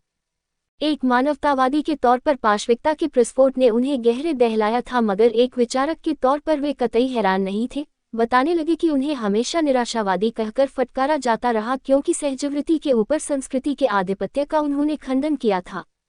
मगर उनके इस विचार की बड़े खौफनाक ढंग से पुष्टि हो गई थी कि आदमी के भीतर की बर्बर और मूलतः विनाशकारी वृत्तियों को उखाड़कर नहीं फेंका जा सकता है, और ऐसा भी नहीं था कि अपने को सही साबित करने में उन्हें कोई संतोष मिलता था। कम से कम लोगों की आम चिंताओं के मद्देनजर आने वाली सदियां शायद उन वृत्तियों पर काबू पाने का कोई फॉर्मूला निकाल लें, मगर रोजमर्रा के जीवन और आदमी के भीतर यही सहज वृत्तियां बैठी रही हैं। हो सकता है उनकी कोई उपयोगी भूमिका भी हो। यहूदी समस्या और उसकी हाली दुर्दशा से उन दिनों वे और भी परेशान रहते थे, मगर उनके विज्ञान के पास इसका कोई फॉर्मूला नहीं था। उनके सुलझे दिमाग को इसका कोई समाधान नहीं दिखता था। कुछ दिनों पहले ही मोजेस 8 पर लिखी उनकी किताब छपी थी, जिसमें उन्होंने उसे एक गैर नॉट यहूदी मिस्रवासी की तरह पेश किया था। इस कारण धार्मिक यहूदियों और राष्ट्रवादी विचार रखने वाले लोगों में उनकी वैज्ञानिक उपादेयता के प्रति शंकाएं और भड़क उठी थी। यहूदियत के सबसे दारुण वक्त के दौरान ही वह किताब छपवाने पर उन्हें अफसोस होने लगा था। उनकी हर चीज छीनी जा रही है तो मुझे भी उनका सबसे आला आदमी लेना पड़ा। उनकी इस बात से मेरा पूरा इत्तेफाक था कि उस मोड़ पर हर एक यहूदी की संवेदना 7 गुनी बढ़ गई थी, क्योंकि दुनिया में हो रही तबाही का हर तरफ से असली शिकार तो वही थे। विनाश से पहले ही मारे मारे फिर रहे उन लोगों को खबर थी कि अनिष्ट चाहे कुछ भी हो, सबसे पहले गाज उन्हीं पर गिरेगी, और वह भी 7 गुनी ताकत से। नफरत की सनक से सना एक आदमी खासकर उन्हीं का मान मर्दन करना चाहता है, उन्हें उजाड़कर दुनिया से नेस्तनाबूद कर देना चाहता है। हर सप्ताह और महीने शरणार्थियों की तादाद बने लगी। उनका हर जत्था पिछले की तुलना में और ज्यादा दरिद्र और भयाकुल होता। जिन लोगों ने आनन फानन में ही जर्मनी और ऑस्ट्रिया को छोड़ दिया था, वे तो फिर भी अपने साथ कुछ लत्ते कपड़े और घर बार का माल सामान ले आए थे। कुछ लोग रोकड़ा भी बचा लाए थे, मगर जिन लोगों ने जर्मनी पर जितनी ज्यादा देर भरोसा किया, खुद को अपनी प्यारी जन्मभूमि से छिटकने में जितनी ज्यादा अनमन की, उसे उतनी ही ज्यादा सख्त सजा भुगतनी पड़ी। यहूदियों को पहले उनके कामकाज से बेदखल किया गया। थिएटर, सिनेमाघर और संग्रहालयों के दरवाजे उनके लिए बंद हो गए। उनके पढ़े लिखे लोगों की लाइब्रेरियां हराम हो गईं। वे फिर भी रुके रह गए थे तो केवल अपनी वफादारी, सुस्ती, बुजदिली या शान के कारण परदेश में भिखारियों की तरह अपने को बेइज्जत कराने से अच्छा उन्हें यही लगा कि अपनी ही धरती पर बेइज्जत हों। वे नौकर चाकर नहीं रख सकते थे। उनके घरों से रेडियो टेलीविजन छीन लिए गए और बाद में घरों को ही छीन लिया गया। उन्हें डेविड का स्टार 9 पहने रहना होता ताकि उन्हें अलग से पहचाना जा सके, कोडियों की तरह उनसे बचा जा सके, उनकी खिल्ली उड़ाई जा सके, उन्हें दुत्कारा फटकारा जा सके। उनका हर हक छीन लिया गया। हर तरह की मानसिक और शारीरिक क्रूरता उन पर बड़े चुहुल प्रपीड़न से आजमाई जाती। भिखारी की गठरी और जेल से कोई बच न पाएगा। ये पुरानी रूसी कहावत अचानक ही हर यहूदी का क्रूर सत्य बन गई। जो कोई वहां से नहीं गया उसे यातना शिविर में झोंक दिया गया, जिसका जर्मन अनुशासन ऊंची से ऊंची नाक वाले की भी कमर तोड़ डालता। उसके बाद सब तरफ से लुटे पिटों को बिना कुछ सोचे सीमा के बाहर खदेड़ दिया जाता। उनकी कमर पर लदी होती एक अटैची और जेब में होते 10 क्राउन। वे दूतावासों पर गुहार करते मगर हमेशा खाली हाथ लौटते, क्योंकि रग रग तक लुटे पिटे नवागंतुकों भिखारियों को कौन देश घास डालता। लंदन की एक ट्रैवल ब्यूरो में दिखे एक नज़ारे को मैं कभी नहीं भूल पाता। वहां शरणार्थियों का तांता लगा था। तकरीबन सारे यहूदी हरेक को जाने की पड़ी थी। जगह चाहे कोई हो, सहारा के टुंड्रा प्रदेश से लेकर ध्रुवीय शीत प्रदेश, कुछ भी चलेगा बस दूसरा प्रदेश हो। वे कहीं भी जाने को तैयार, क्योंकि कामचलाऊ वीजा की म्याद खत्म हो जाने के बाद उन्हें अपने बीवी बच्चों को लेकर कहीं तो जाना था जहां दूसरी जुबान बोली जाती थी उन लोगों के बीच जो उन्हें जानते तक नहीं और जो उन्हें अपनाने को राजी नहीं। वहां मुझे वियना से आया एक समय खूब समृद्ध रहा उद्योगपति मिला। कभी वह हमारा एक समझदार कला संग्राहक हुआ करता था। वह इतना बूढ़ा, भदैला और मरियल लग रहा था कि पहले तो मैं उसे पहचान ही नहीं पाया। निस्तेज हाथों से वह मेज से सटा पड़ा था। मैंने उससे पूछा कि वह कहाँ जा रहा है तो उसने कहा, पता नहीं, इन दिनों हमारी मर्जी को पूछता कौन है, जहाँ जगह मिल जाएगी चले जाएंगे। कोई बता रहा था कि यहाँ से मुझे शायद हेटी 10 या सेंट डोमिनिगो का वीजा मिल जाए। एक पल को तो मेरा दिल बैठ गया। अपने पोतों पर पोतों को साथ लिए एक निचुड़ा मुचड़ा बोल दिल थामकर किसी ऐसे देश जाने की उम्मीद कर रहा है जिसे कल तक वह नक्शे में नहीं ढूंढ सकता था, और वह भी किसी अजनबी की तरह बेमकसर भटकने और भीख मांगने के लिए। उसके बगलगीर ने बड़ी जिज्ञासु हताशा में पूछा कि शंघाई कैसे जाया जाए, क्योंकि उसे खबर लगी थी कि शरणार्थियों के लिए चीन के दरवाजे अभी भी खुले थे। अभी तक रहे विश्वविद्यालय के प्रोफेसर, बैंकर्स, कारोबारी, जमींदार, संगीतकार, वहां सभी का जमघट था। अपने अस्तित्व के दयनीय घूरे को जलथल में कहीं भी घसीटने को तत्पर, मगर जाना बाहर है। यूरोप के बाहर बड़ा दारुण जमघट था, मगर मुझे सबसे ज्यादा तकलीफ इस बात से हो रही थी कि ये 50 पीड़ित तो पीछे आ रहे 50-100 लाख लोगों के हुजूम की चोंच भर है जो आगे चलने के लिए पीछे कहीं तंबू ताने पड़े होंगे। वे बेशुमार लोग जिन्हें पहले लूटा गया, फिर युद्ध ने रौंदा। वे जो आस लगाए थे कि धर्मार्थ संस्थाएं कुछ मदद कर देंगी, आधिकारिक परमिट मिल जाएंगे और गुजारा करने का जुगाड़ बैठ जाएगा। हिटलरी जंगली आग से बचने के लिए लोगों का हुजूम बदहवास भागे जा रहा था। हर यूरोपीय सरहद के रेलवे स्टेशन खचाखच हो गए, जेलें भर गईं। यह निष्कासित जाति वही थी जो किसी राष्ट्रीयता से वंचित थी, मगर एक ऐसी जाति जिसने 2000 वर्ष दर बदर की भटकन रोकने से ज्यादा और कुछ नहीं मांगा ताकि वह इस धरती पर अमन चैन से बसर कर सके। 20वीं सदी की इस यहूदी त्रासदी की सबसे त्रासद बात यह थी कि इसके भुक्तभोगी जानते थे कि इसकी कोई तुक नहीं है और वे बेकसूर हैं। मध्यकाल में उनके दादों परदादों को कम से कम ये खबर तो थी कि उन्हें किस बात की सजा मिल रही है। उनकी आस्था के लिए, उनके कानून के लिए उनके पास अपनी आत्मा का वह ताबीज, यानी उन्हें अपने भगवान में वह अटूट आस्था तो थी जिसे आज की पीढ़ी कब का गंवा चुकी है। वे इस गर्वित तृष्णा में मर जी रहे थे कि भगवान ने उन्हें खास नियति और खास मकसद के लिए चुना है। बाइबल का वायदा ही उनके लिए कानून की कमान थी।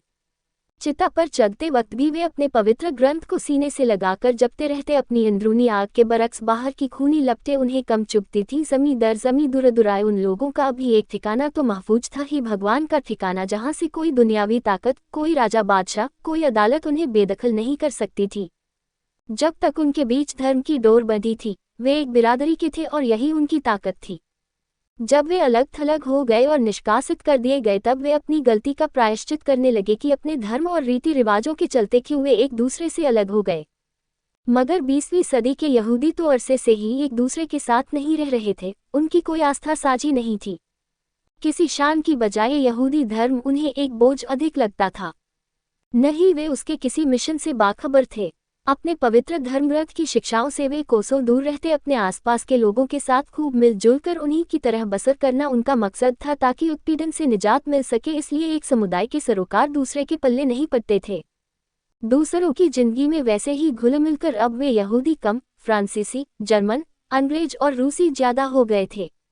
वो तो अब कहीं जाकर जब गली के गंद की तरह समेटकर उनका ढेर लगा दिया गया। बर्लिन के महलों के बैंकर्स और सिनेगॉग में घंटी बजाने वाले पंडे, पेरिस में दर्शनशास्त्र के प्रोफेसर और रोमानिया के टैक्सी चालक, शवयात्रा संचालक के सहायक और नोबेल पुरस्कार विजेता, कंसर्ट गायक और भाड़े के मातमी, लेखक और मध्य आसवक, अमीर और गरीब, बड़े और छोटे, धार्मिक और उदारवादी, हटपखोर और ज्ञानी, इकलखुरे और मिलनसार, अस्कीनाजिम और सीफोडिम, कायदेसर और बेकायदेसर के अलावा बपतिस्मा किए और नीम नॉट यहूदी लोगों का ऐसा गड्ढमड्ढ झुंड भी था जो बरसों से ही इसके अभिशाप से बचता आया था। तब जाकर सैकड़ों बरस बाद यहूदियों को अपनी एक बिरादरी के रूप में रहने का मजबूरन ख्याल आया, मगर यह बदनसीबी केवल और हमेशा उन्हीं के मत्थे क्यों? इस वाहियात उत्पीड़न का कोई कारण, अर्थ या उद्देश्य? उन्हें दूसरा वतन मुहैया कराए बगैर ही जलावतन किया जा रहा था। उन्हें एक जगह से बेदखल तो किया जा रहा था, मगर यह नहीं बतलाया जा रहा था कि वे कबूल कहाँ होंगे। उन्हें दोषी तो ठहराया जा रहा था, मगर उन्हें प्रायश्चित करने की छूट नहीं दी जा रही थी। इसलिए पलायन के अपने रास्ते में वे एक दूसरे को टीस भरी नजरों से देखते, मानो कह रहे हों, मैं ही क्यों, तुम ही क्यों। आपस में हम एक दूसरे को जानते नहीं, हमारी जुबान अलग, सोच अलग, हमारे बीच कुछ भी तो एक सा नहीं, फिर हम ही क्यों इस नियति को भुगत रहे हैं? जवाब मगर किसी के पास नहीं होता। इस दौर को सबसे होशियारी से समझने वाले फ्रॉइड भी भौचक थे, जिनसे उन दिनों मेरी खूब बातें होती थीं। निरर्थक से वे भी क्या अर्थ निकालते, और कौन जाने कि यह यहूदीवाद के रहस्यमय ढंग से बचे रहने के पीछे जोब 12 की भगवान के आगे की गई उस शाश्वत रुदाली की पुनरावृत्ति ही हो, ताकि उसे दुनिया में कोई बिसरा न दे। संदर्भ 1। इस मिशन में फ्रांस में जर्मनी के तत्कालीन राजदूत ने भी काफी मदद की थी। फ्रॉइड के परिवार के कई सदस्यों को ये सुविधा नहीं सुलभ हुई, नतीजतन वे यातना शिविरों में मार दिए गए। 2। कहने की आवश्यकता नहीं कि फ्रॉइड एक पेशेवर डॉक्टर के रूप में दीक्षित थे और एक मनोचिकित्सक के रूप में अपनी जीविका चलाते थे। 3। फ्रॉइड एक बड़े कला संग्राहक भी थे। त्रासद, बीमारी, बुढ़ापे की कमजोरी और नाजियों द्वारा यहूदियों पर बरपाई जाने वाली बर्बरताओं के बावजूद वे अपने अध्ययन कक्ष में सजी देवताओं की प्राचीन मूर्तियों को साथ ले जाना नहीं भूले थे। कहते हैं बिना उन मूर्तियों के वे सहज नहीं रह पाते थे। 4. 1919 में ही फ्रॉइड को जबड़े का कैंसर हो गया था, मगर उन्हें सिगार पीने का शौक था। लिखते समय तो वे जरूर ही पीते थे, सख्त डॉक्टरी हिदायत के बावजूद उन्होंने सिगार नहीं छोड़ा। 5.1939 में फ्रॉइड की मृत्यु हो गई थी। 6. सल्वाडोर अराली 1904-1989 स्पेन के विश्वविख्यात चित्रकार थे, जिन्होंने अतीर्थवादी चित्रकारी को जन्म दिया। उनके चित्रांकन में अवचेतन के पीछे छिपे यथार्थ का असल कारण उन पर फ्रॉइड के लेखन का असर है। 7. 23 सितंबर 1939 को फ्रॉइड की जीवन लीला पूरी हुई थी। 8. मोसेज एंड मोनोथिस्म नाम की यह किताब जर्मन में 1938 में और अंग्रेजी में 1939 में प्रकाशित हुई थी। मोसेज को यहूदियों का सबसे बड़ा पैगंबर माना जाता है। यहूदियों की कानून की किताब तोराह की शिक्षाएं कहीं मानी जाती हैं। 9. दो त्रिभुजों को एक दूसरे पर आड़ा रखने से बनी 6 कोनों की आकृति को यहूदियों ने अपनी पहचान का चिन्ह माना है, जो ईसाइयों के क्रॉस चिन्ह से अलग है। डेविड का यह चिन्ह उन्हें बुराई से बचाता है, ऐसी मान्यता है। नाजियों ने उन्हें पीले रंग का यही चिन्ह पहनने के लिए बाध्य किया था। 10. क्यूबा के निकट उत्तर अमेरिकी महाद्वीप में स्थित 2 टापुनुमा देश। 11. जर्मनी और पोलैंड में रहने वाले यहूदियों को पहले अस्कीनाजिम कहा जाता था, जबकि स्पेन और पुर्तगाल में रहने वाले यहूदियों को सीफोडिम। इस क्षेत्रीय विभाजन का आधार संभवतः वह मानसिक ग्रंथि है जिसमें एक दूसरे से खुद को बेहतर समझता है। 12. बाइबल में जोब का एक अध्याय है, बुक ऑफ जोब के नाम से। दुख बर्दाश्त करने के अपने दर्शन से लैस ईश्वर में पूरी आस्था रखने वाला जोब बहुत सुखी समृद्ध जीवन जी रहा था। कहते हैं कि शैतान के भटकावे में आकर भगवान ने उसका सब कुछ छीन लिया। उसका धन खत्म हो गया, बच्चे मर गए, शरीर जर्जर हो गया, मगर वह दुख सहत रहा। सब कुछ खो लुट जाने के बावजूद भगवान पर उसकी आस्था पूर्ववत अधिक बनी रही।